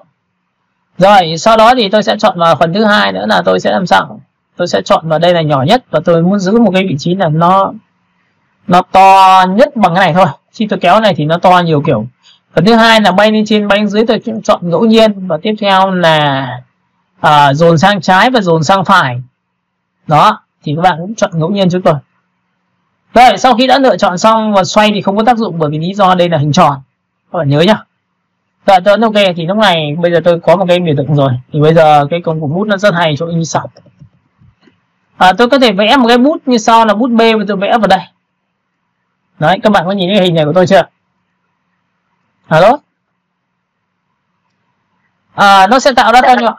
Nó sẽ tạo ra to nhỏ các bạn, thì bạn tích nút vào đây, bắt đầu chúng ta sẽ ngồi chúng ta điều chỉnh này. Đây là to nhỏ này. Đây là chúng ta coi này thì nó sẽ sát lại này, nhìn thấy chưa? Các bạn có thấy nó sát lại không? Alo? Nó nhiều hơn, nó sát lại này. Và cái này thì giãn ra này. Đấy, thì tôi sẽ cho nó sát lại, được chưa? Tiếp theo cái này là bay lên trên bay lên dưới này, tôi sẽ cầm này tôi kéo đây thì nó sẽ rơi xuống dưới này. Và cái này thì sẽ là bay lên trên này. Ok, các bạn nhìn thấy cái của tôi chưa? Alo? Dạ có thầy. Rồi, và lúc này thì tôi sẽ lăn chuột cái này lên trên để tôi lấy độ to nó. Ví dụ là tôi sẽ cho nó một vài cái to như này, được chưa? Rồi, xong. Và tất nhiên là apply được, có nghĩa là chấp nhận cái đầu bút đó. Và cái này nó rất hay là tôi tích tầm cái thì nó sẽ tự nhảy cho các bạn rất là nhiều loại đầu bút khác nhau. Đấy, các bạn nhìn nhá. Ví dụ trong trường hợp này tôi có một cái nút này, tôi có thể cho nó nút nó nhỏ hơn bằng 0.75 đó, và tôi sẽ tích vào đây một cái nữa. Trông cái này khá đẹp. Rồi tôi ấn vào Ctrl C và Ctrl F, tôi sẽ đẩy cái này lên trên một tí nữa. Rồi cái này tôi tích một lần thứ hai, và cái này tôi sẽ chọn vào 0.5. Đấy, các bạn nhìn nào, tôi tích một cái nữa. Đấy, nó sẽ tạo ra những cái tín hiệu bong bóng. Ok, và lúc này sau khi đã làm xong thì tôi sẽ quét qua tổng quan toàn bộ đối tượng bút của tôi. Bút là cái nét đấy. Shift tôi chọn vào đây và tôi sẽ ấn vào Ctrl G. Ctrl G là group lại cái biểu tượng cái màu trắng này. Sau đó thì tôi sẽ làm một cái nhiệm vụ rất hay là tôi ấn vào Ctrl X nó. Và bây giờ thì làm mặt nạ cho đối tượng nhá. Các bạn nhìn này, tôi tích vào đây. Tôi làm mặt nạ cho chính cái biểu tượng ảnh này bằng cách tôi tích đúc vào nó. Và lúc này tôi dùng Ctrl Shift V. Ctrl Shift V nhé, là paste tại vị trí. Thì các bạn sẽ nhìn thấy cái hình của tôi nó sẽ xuất hiện như thế này. Ok, các bạn nhìn thấy Ctrl Shift V này. Các bạn có nhìn cái này của tôi chưa? Alo? Đã có thầy. Và tất nhiên là trên cái nền tảng thứ hai nữa là gì ạ? Chúng ta sẽ chọn một cái nền như thế này. Đây ạ, tôi sẽ không phải chọn vào mặt nạ đối tượng như chúng ta đây đang tôi sẽ chọn một cái nền như này. Tôi sẽ chọn vào Alt Ctrl 2, tôi mở khóa ra và bắt đầu tôi sẽ thực hiện thao tác, tôi sẽ cầm tôi kéo đây. Thì với cái nền này thì sẽ giúp cho cái gì cho các bạn thì tôi sẽ cầm tôi kéo đây, tôi kéo cái này xuống dưới này. Ví dụ nền background mà để làm ra hiệu ứng mà cho nó bắt mắt cho mỹ phẩm ấy thì mọi người sẽ kết hợp như này. Đây. Và tất nhiên là dùng phím G rồi. Chúng ta kéo từ trái qua phải như này. Chọn. Sau khi chọn xong thì tôi sẽ ấn vào biểu tượng là Ctrl V, biểu tượng cái màu trắng của tôi được như này đúng không ạ? Thì cái này nó rất hay là tôi sổ xuống và tôi chọn vào overlay. Overlay là cái hình của chúng ta được nha. Đây, hình của chúng ta đây, chúng ta chọn vào overlay. Sau đó overlay thì các bạn có thể chọn vào vị trí là thấp xuống được như này không ạ? Tôi tách ra, ungroup tôi tách ra. Đây đối tượng của chúng ta thì tôi chọn vào overlay luôn. Màu trắng của chúng ta thì chúng ta điều chỉnh là cái này nhá.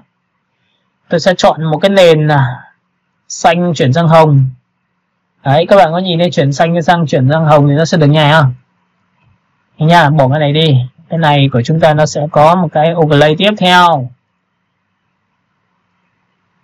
Ok, các bạn nhìn chưa? Và lúc này tôi sẽ chọn vào 0.25 cho nó nhỏ này. Ctrl C, Ctrl F nữa thì tôi sẽ chọn vào 0.5 này. Và tôi sẽ tích vào đây. Bút của chúng ta nó tích một lần thì nó sẽ được hiệu ứng nha. Đấy, nó sẽ lan tỏa cho các bạn có thể hợp nhảy và chúng ta sẽ gõ độ là 50%. Rồi chúng ta sẽ tích vào đây, chúng ta sẽ gõ vào đây là 30%. Đấy, nền background các bạn có thể tạo ra một cái background như thế này được. Ok, các bạn hiểu cái này chứ nhỉ? Alo.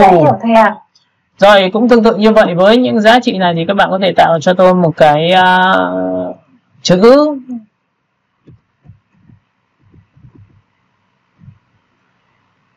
lý do là cái bút của chúng ta là màu trắng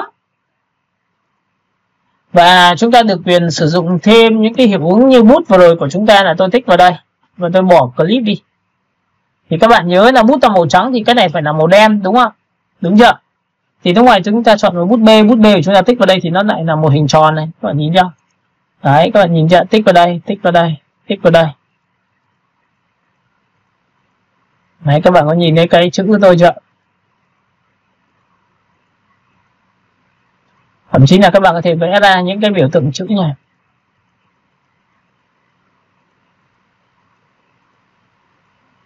Được chưa? Và mỗi một cái này thì các bạn nhớ cho tôi là nếu mà chúng ta thấy là nó quá khó thì chúng ta bắt buộc phải sử dụng, chúng ta quét qua tổng quan, chúng ta mất đi. Tôi sẽ vẽ một cái nét từ trái qua phải luôn như này và bắt đầu tôi sử dụng cái chiêu thức là bút của chúng ta đây. Các bạn có nhìn thấy cái bút này của tôi không ạ? Alo. Tại vì em nói lại tập này được không ạ? Nha, em có nhìn thấy cái bút này trong mặt nạ này nhá. Dạ có ạ. Đấy nhá, vậy thì ok, chúng ta sẽ bỏ qua cái này, chúng ta ấn Ctrl Z lại để cho mọi người sẽ nhìn thấy là chúng ta đang để bên ngoài luôn, chứ mình không để bên trong nữa. Bởi vì bản thân là mình đưa cái bút nó vào trong mặt nạ thì nó sẽ được cái hiệu ứng như vừa rồi thôi. Đây, đây như này, được chưa? Rồi đầu tiên này em sẽ chọn một cái bút nha, em kéo ra. Thì lúc này đây là cái bên ngoài anh em nhá, làm từ bên ngoài này em ấn vào đây này, em chọn bút đây thì có phải là như này không? Alo? Dạ vâng ạ. Thì lúc này sau khi đã có nét xong thì em sẽ cho cái nét nó nhỏ lại. Đây là một cái bút của em. Và sau khi đã có bút này thì em sẽ copy lên phiên này thì em ấn vào đây để cho nó thay đổi đi. Và em có thể được quyền chọn cho nó là 0.25. Ok. Bên này quảng cáo cho xà phòng em, được chưa? Rồi sau đó thì em sẽ giữ phím An, em copy thêm độ nữa lên trên phía này và chúng ta lại chọn vào biểu tượng này, tích vào đây. Ok, hiểu cái này chưa? Dạ vâng ạ. Rồi sau khi làm xong thì em quét qua cả ba cái nét nha. Đây 3 cái nét của em đây. Và em sẽ thực hiện là Ctrl X với nó. Ctrl X để làm gì? Để đưa một cái bút của chúng ta vào trong mặt nạ của nó này. Thì có phải là khi mình tích lũy vào đây thì có phải mặt nạ đen không? Alo? Dạ vâng, đúng rồi ạ. Thì bây giờ em dùng Ctrl Shift V này nó paste cái bút của chúng ta màu trắng thì có phải hiện hình cái chữ bút đấy là ra cái màu trắng không? Ctrl Shift V này. Em nhìn này chưa? Dạ vâng, hiểu rồi ạ. Tức là thầy làm cái đấy sau mặt nạ, tức là chuyện làm trước mặt nạ xong rồi sau mới cho. Đúng rồi, bình thường thì làm bên trong, nhưng mà làm cho em xem đấy, để cho mọi người xem thì chúng ta làm từ bên ngoài thì biết tại sao, đúng không? Dạ vâng ạ. Dạ. Thì sau khi làm xong đến đây thì em sẽ tích đúc vào đây một cái thì có một cái biểu tượng chữ này thì em có thể ấn vào Ctrl C và Ctrl F để nó tăng giá trị này lên. Và sau khi tăng giá trị lên thì em có thể được quyền cho vào mặt nạ này thì em có thể là chọn cả 3 cái chữ này. Em có thể chọn cái bút của chúng ta tích vào đây thì nó thay đổi này. Em nhìn thay đổi chưa?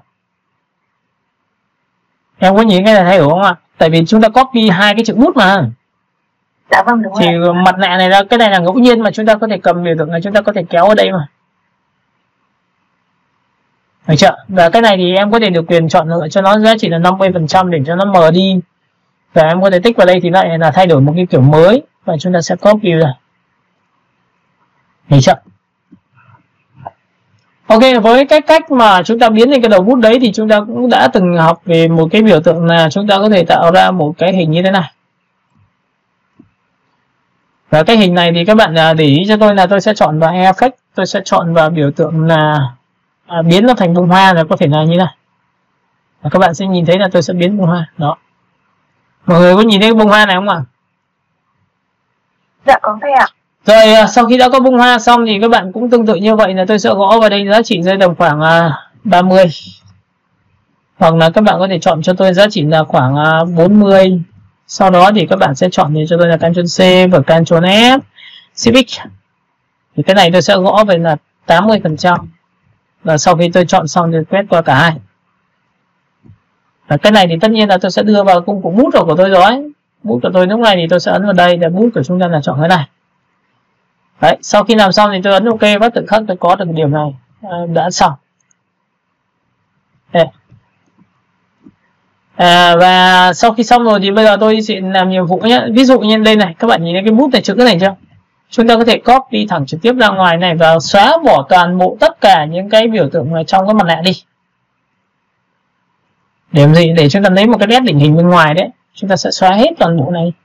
Chúng ta sẽ xóa hết cái này đi. Xóa hết cái này đi. Sau đó tôi bỏ clip vì có phải đây là mặt nạ bút trắng chưa? Được không? Các bạn nhìn này chưa? Tôi dùng Shift X này. Thì có phải trở thành viền thì em có thể đặt vào vị trí này như này được không? Được không? Các bạn nhìn thấy cái chữ đó.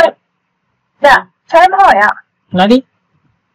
Vâng, thầy ơi, cái hình bên trong này ấy, mà ví dụ bút mà viết thành màu khác thì cái hình cũng đổi thành màu khác được đúng không ạ? Tức là ngoài đúng rồi, chính xác, nó đang là màu trắng thì nó sẽ là màu trắng mà em. Ví dụ như bây giờ mình bỏ từng lớp ra nhá, như này nhá, thì đây là một hình đúng không? Em không thích màu trắng mà em thích màu xanh, em thích vào đây nó sẽ là màu xanh. Nó là mặt nạ mà nên em nó sẽ hiển hình theo cái cách của em thôi. Em chọn màu vàng thì sẽ là màu vàng, đỏ sẽ là đỏ, nhìn thấy chưa? Và hồng sẽ là hồng bình thường nhá. Hiểu cái này chưa? Dạ, rồi. Cái nét này của em thì em đặt vào vị trí là để select đi để tạo ra hiệu ứng cho chữ cho nó đẹp hơn, để thiết kế thôi. Đấy, có nhiều người thì người ta có thể làm nhanh. Và tất nhiên là cái hình ảnh bông hoa chúng ta đã có rồi. Chúng ta có thể chọn một cái đầu bút và chúng ta vẩy ra như này. Và tất nhiên là sau khi tôi đã có xong cái nét bút là lượn đường hờn sóng này thì tất nhiên tôi sẽ có cái bút đó là bông hoa, là chính cái này mà. Đấy, em nhìn thấy bông hoa chưa? Và trong cái hình bông hoa này thì các bạn nhớ cho tôi là tôi chọn vào overlay để nó hòa trộn. Và bông hoa thì tôi muốn bắt đầu tôi cài đặt cho nó bằng cách như sau, tôi sẽ chọn vào giá trị rơi tầm khoảng 0.75 bé lại. Và tiếp tục tôi sẽ chọn vào vị trí như sau là tôi tích đúc vào nó. Thì đây chính là to nhỏ, đây tôi sẽ cầm và tôi kéo phát tự khắc nó có to nhỏ này. Em nhìn thấy to nhỏ chưa? Alo? Dạ vâng rồi ạ. Tiếp theo là phần thứ hai này, mình chọn ngẫu nhiên của cái này thì các bạn dồn sang trái dồn sang phải thì nhiều thì nó sẽ chọn nhiều như này. Được chưa? Rồi tiếp theo bạn chọn ngẫu nhiên là bay lên trên và dưới thì tôi sẽ chọn là bay lên trên nha. Và cái này thì tôi sẽ chọn là bay lên dưới nha. Đấy, các bạn có nhìn không? Và tất nhiên bông hoa thì mình sẽ chọn cái phương pháp đó là chọn vào xoay, độ xoay này tôi sẽ xoay hết cỡ, là các vị trí nó xoay khác nhau, nó không giống nhau một thế nào luôn. Đấy, nên là sau này bạn muốn làm hạt cà phê bạn vẩy ra cũng được như này luôn. Đó, và up đi. Thì lúc này sau khi đã chọn xong thì các bạn nhìn này, tôi sẽ ấn vào Ctrl C và Ctrl F là hai cái này nó sẽ sáng lên một độ. Và cái này thì tôi sẽ chọn cho nó giá trị là 0.5 để nó cái hạt có thể nó bé hơn và có thể tích vào đây để cho nó bay kiểu khác nhau. Được chưa? Và thậm chí là bạn có thể cho nó xuống dưới để nó tạo ra những cái tín hiệu. Cái này nếu mà có thể là hoa đào được không? Có thể là những cái biểu tượng khác được không? Đấy, thì như này bạn tích đúc vào. Tất nhiên là tích đúc để điều chỉnh đấy, bay lên trên bên dưới của chúng ta nó sẽ là thế này. Đấy, nên là cái này cũng sẽ phải ngồi chúng ta chỉnh để làm sao cho nó đẹp. Và tất nhiên sau khi chọn xong cái này thì các bạn nhớ cho tôi là tôi sẽ chọn opacity thấp hơn để nó tạo ra chiều sâu cho thiết kế của chúng ta mà, đúng chưa? Rồi tiếp theo nữa này, sau đây cái cấu này xong tôi lại ấn vào Ctrl C và Ctrl F thêm một lần nữa thì tôi sẽ chọn vào 0.25, nó có bé nhất, nó sẽ nằm đây. Tôi gõ vào đây khoảng 20. Các bạn có nhìn thấy hình này của tôi chưa? Với hình trên này tôi ấn vào Ctrl C và Ctrl F nữa, lần nữa thì tôi sẽ tích thêm một lần nữa vào đây. Và cái này thì tôi sẽ gõ vào giá trị là 0.075 thì tôi sẽ chọn vào 0.6. Và độ này thì tôi sẽ chọn vào sáng 60%. Ok, các bạn nhìn cái này của tôi chưa nhỉ? Alo. Rồi, sau đó Ctrl C và Ctrl F thêm một độ nữa. Có nghĩa là cái nét này tôi sẽ copy nữa cho các bạn xem nào. Nhìn này. Để cái nét thôi, tôi ấn Ctrl C, Ctrl F thì nó sẽ sáng lên độ. Và cái này tôi sẽ để 100 cho các bạn xem nhìn. 100 rất sáng. Nhưng lúc này tôi lại không dùng bút đấy cho mà tôi kết hợp thêm cái bút này. Bút đường line này, các bạn nhìn bút này chưa? Tôi sẽ sổ xuống và tôi chọn vào giá trị là 0. Bao nhiêu đó. Ví dụ tôi chọn vào đây. Tôi có thể chọn vào 0.25 như thế này. Đấy, và các bạn có thể chọn vào 0.5. Đấy. Thì trong phần này các bạn sẽ nhìn thấy là cái biểu tượng của chúng ta sẽ đặt vào đây. Và cái này tôi sẽ chọn vào overlay, giống như vừa rồi tôi vừa chia sẻ cho bạn. Và cái này tôi sẽ cho nó mờ đi chẳng hạn. Thì trong trường hợp này tôi muốn mờ đến tầm nào? Ví dụ tôi phải dùng mặt nạ. Tôi phải dùng mặt nạ, tôi bỏ cái này đi và tôi sẽ vẽ một cái hình to hơn bằng. Và trong phần này thì sau khi mà tôi vẽ xong hơn dòng bằng thì các bạn nhớ cho tôi là ở đây tôi sẽ chọn vào gradient theo kiểu đen trắng. Và sau khi chọn đen trắng xong thì tôi mới dùng một cái thủ pháp là ở giữa tôi phải là màu đen, bởi vì cái chữ của tôi nằm ở giữa này tôi muốn rõ, và hai bên này thì tôi sẽ muốn cho nó làm sao hả? Nó phải nhìn được, nhưng tôi sẽ chọn vào màu trắng.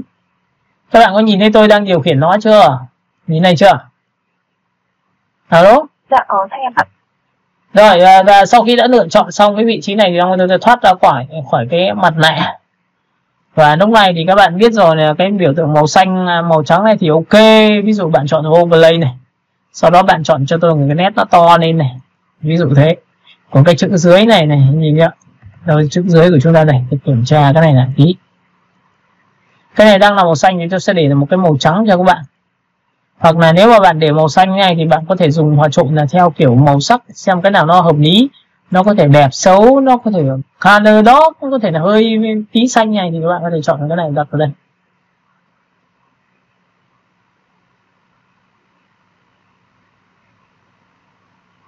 Được chưa? Và các bạn có thể chọn vào no mờ để có thể tạo ra tính chất nó bắt mắt rõ ràng. Và tiếp theo nữa thì ở đây nó cũng có những cái nền tảng nữa cho các bạn là tôi sẽ tạo ra, có nghĩa là khi tạo ra background này thì bạn có thể chủ động cho việc là đặt mỹ phẩm vào chuyện đương nhiên rồi. Và sau đó thì bạn có thể tạo ra những biểu tượng hình chấm tròn như này, bạn kéo ở đây cho tôi, bạn kéo xuống đây cho tôi, được chưa? Và tất nhiên tôi chọn overlay, được không? Các bạn nhìn thấy cái này của tôi chưa? Sau đó tôi lại chọn vào cái hình thứ hai, tôi lại vẽ biểu tượng chấm ở chỗ này, lại kéo ở đây. Và tất nhiên là tôi lại chọn vào overlay. Ok, cả nhà mình nhìn thấy cái này chưa ạ? Cái này có thể là thiết kế cho những cái backdrop sân khấu, nó cũng rất là dễ đẹp, tùy theo tính chất, nhưng mà cũng phải ngồi chỉnh. Đó, các bạn có nhìn này chưa? Ok. Cách thứ ba là các bạn có thể dùng một cái Ctrl O, và tất nhiên là chúng ta sẽ sử dụng một cái tư liệu của trong phần AI. Cái này thì chúng ta sẽ chọn vào tư liệu bài tập là cái giáo trình, và chúng ta có một cái tư liệu thiết kế. Trong phần này thì chúng ta có một cái thư viện về ánh sáng. Các bạn có nhìn thấy cái ánh sáng này của tôi không ạ? Alo. Dạ có thầy ạ. Cái này thì các bạn chỉ cần bật thẳng trực tiếp thôi. Ví dụ cái này là 14 thì cái này chính 14 thì Tuấn ok, bắt từng khắc nó có được cái này. Và tất cả những cái vị trí như thế này thì bạn nhớ là tồn tại dưới dạng như sau. Đây, nó là group mà tôi sẽ ăn group ra. Cái nào các bạn cần thiết thì các bạn sẽ chọn nó cho tôi. Đây, cái này tôi thích, Ctrl C.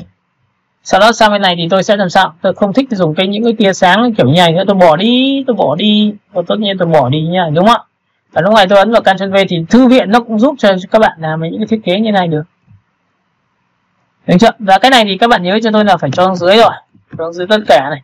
Sau đó thì cái này cho xuống dưới tất cả này, được chưa? Thì bạn sẽ nhìn thấy cái chữ của chúng ta nó sẽ rất là bắt mắt rồi, nhìn nhá. Cái chữ này của các bạn nó có thể đặt như này. Này nhá. Và cái nền này bạn muốn cho nó sắc nét hơn nữa thì bạn ấn vào Ctrl C và Ctrl F cho tôi. Đây là hai cái nền này. Thì chọn vào multi này thì nó sẽ đậm màu. Các bạn có thấy nó bắt mắt hơn chưa? Alo.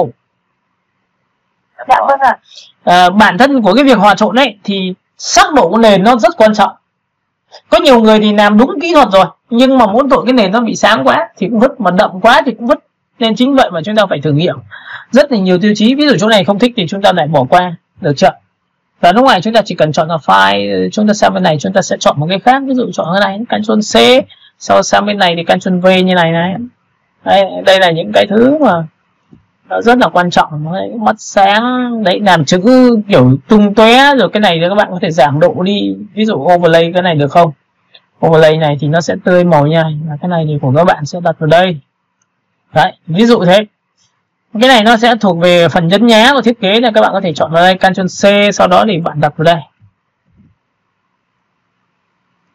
Đấy, các bạn nhìn chưa? Và tất nhiên là cái đối tượng này thì các bạn sẽ cần làm sao? Ctrl đấy, nó thiếu độ đậm này. Các bạn chỉ cần overlay rồi thì bây giờ bạn mới làm cho tôi là Ctrl C, Ctrl F thêm một độ nữa để làm gì? Chúng ta chọn vào multi. Trong phần multi này thì tôi sẽ giảm độ đi, có nghĩa là vừa có overlay vừa có multi thì nó sẽ đẹp hơn. Đấy, ví dụ thế.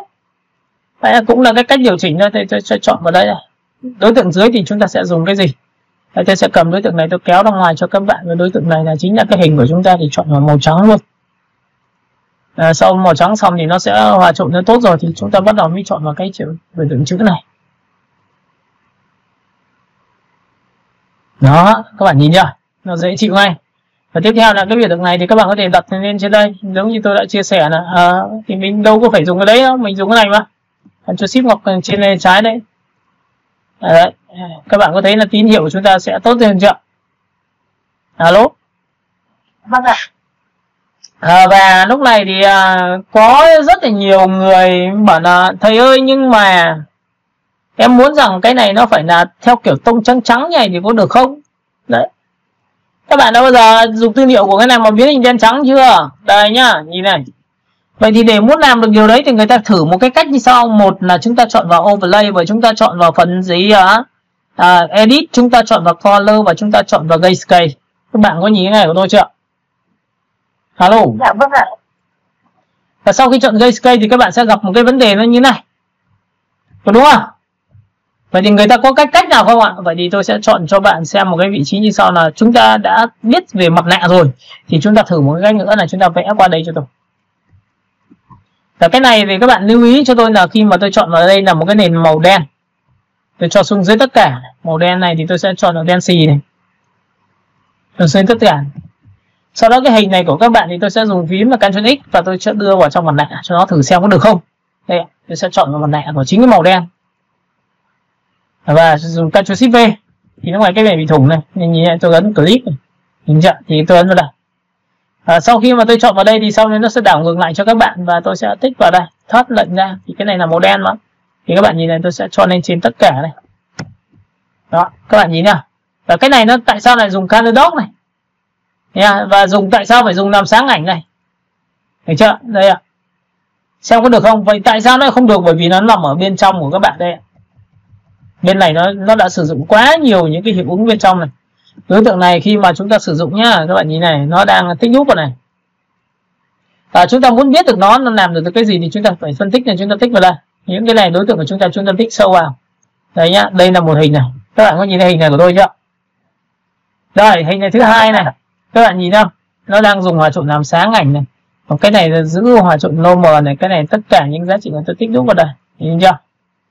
Có cái này là nó bao quát cho các bạn là làm về cái việc đó. Thì sau khi mà chúng ta hiểu về việc như thế này thì khi mà chúng ta dùng hòa trộn thì nó cũng rất là dễ ra. Ví dụ như chúng ta tích nút vào, chúng ta có thể thay đổi màu.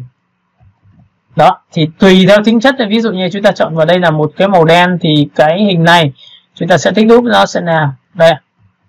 Đấy nhá, nó dùng hiệu ứng. Và chúng ta khi dùng cái này thì chúng ta có thể biến nó trở thành một cái miếng đen trắng bằng cách là bằng ảnh này. Có nhiều bạn thì có thể là biến nó thành ảnh cho tôi. Ví dụ như ảnh trong suốt. Đây, ví dụ như đặt như này là trong suốt này. Đây, chúng ta có thể chọn vào phương pháp là Object và chúng ta chọn vào Rasterize thêm một lần nữa. Và cái này thì các bạn ấn vào Transparent là không có nền, độ phân giải là RGB, ấn OK. Ví dụ như là ảnh thì đấy nha. Còn nếu không, tại sao phải biến thành ảnh? Bởi vì khi mà biến thành ảnh rồi thì khi mà các bạn chuyển sang RGB nó không bị lỗi. Đấy nhá, Object, các bạn chọn vào Rasterize cho tôi. Và lúc này thì chúng ta sẽ chọn vào đen trắng. Các bạn có thể chọn vào biểu tượng cho tôi là 300 RGB thì chúng ta sẽ chọn vào biểu tượng là Grayscale, chọn nó không nền xem đấy. Đấy, thì như này nhé, các bạn nhìn này. Và sau khi trở thành đen trắng thì xong chúng ta đặt vào đây thử xem có được không. Lúc này chúng ta thực hiện thao tác là làm sáng ảnh, có được không ạ? Đó, các bạn có nhìn cái này của tôi chưa? Alo.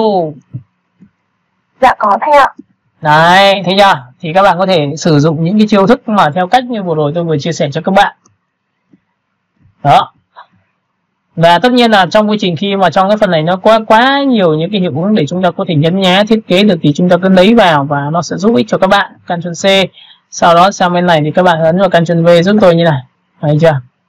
Đặt vào đây chẳng hạn như này và chúng ta sẽ có nhiều bạn là kéo thẳng trực tiếp ra đây to như này. Và chúng ta sẽ kéo nuôi xuống đây như này. Được. Đó, các bạn nhìn chưa? Và chúng ta có thể sử dụng cái giá trị là overlay để xem là nó có hiệu ứng gì không. Còn bình thường nó sẽ để như này, nó trong suốt rồi nha. Thì cái bài hôm nay tôi giới thiệu cho các bạn đó là về cái ứng dụng của bút để làm ra một cái sản phẩm thiết kế như thế này. Và tiếp theo là đã xử lý qua những cái công đoạn nền để làm cho nó bắt mắt hơn. Và tất nhiên để muốn bắt mắt thêm lần nữa thì các bạn cũng có thể làm được thao tác như sau là quét qua tất cả cho tôi. Và Ctrl G. Nhớ nhá, quét qua tất cả và Ctrl G. Sau khi Ctrl G xong thì bạn ấn vào Ctrl C và Ctrl F giúp tôi thêm một lần nữa là nhân bản làm 2. Và sau đó thì mình sẽ hòa trộn cho nó bằng cách short line như này. Đấy, các bạn có nhìn thấy màu sẽ đẹp hơn không ạ? Alo. Dạ vâng ạ. Đấy, thì có nghĩa là nó sẽ tươi tắn hơn và chúng ta có thể thực hiện những cái thao tác như thế này được. Và tất nhiên là chúng ta có thể dùng những cái chiêu thức khác nữa. Có thể dùng hòa trộn. Hòa trộn của chúng ta thì nó có rất nhiều kiểu. Đây tôi xóa lại nhé, hơi chậm này, nhìn chưa? Ctrl O. Các bạn không dùng cái này thì các bạn có thể chọn vào file rồi các bạn chọn vào phần plate cho tôi.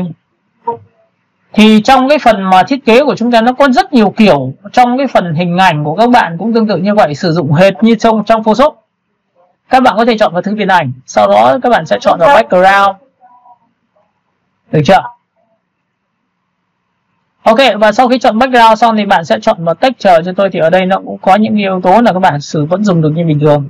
Đây là những yếu tố mà chúng ta có thể dùng được như bình thường đấy. Cái này thì bạn cứ dùng hòa trộn là nó sẽ ra. Các bạn có nhìn cái này của tôi chưa? Alo, và dùng phím O các bạn đảo ngược lại phía này và bạn có thể đặt từ trái qua phải hoặc từ phải qua trái, rất là đơn giản. Đó, các bạn nhìn chưa? Và nếu mà không thích dùng thì chúng ta có thể bỏ đi. Và nhớ là cái đối tượng này của chúng ta là nhớ nhá, cái hình ảnh này muốn đẹp ấy thì chúng ta ấn vào Ctrl C, Ctrl F.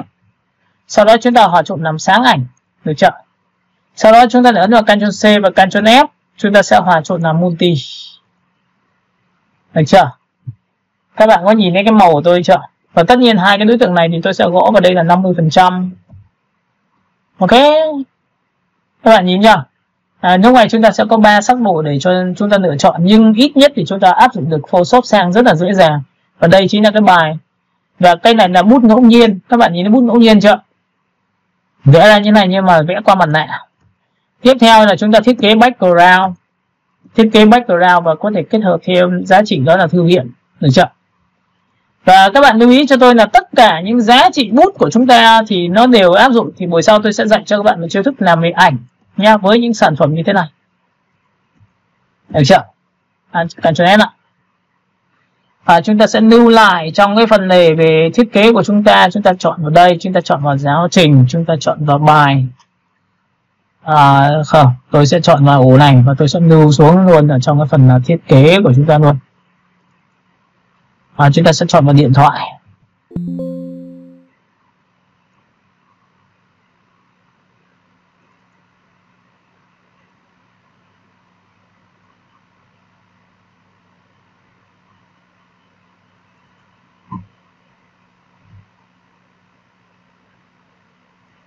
Ok, thiết kế.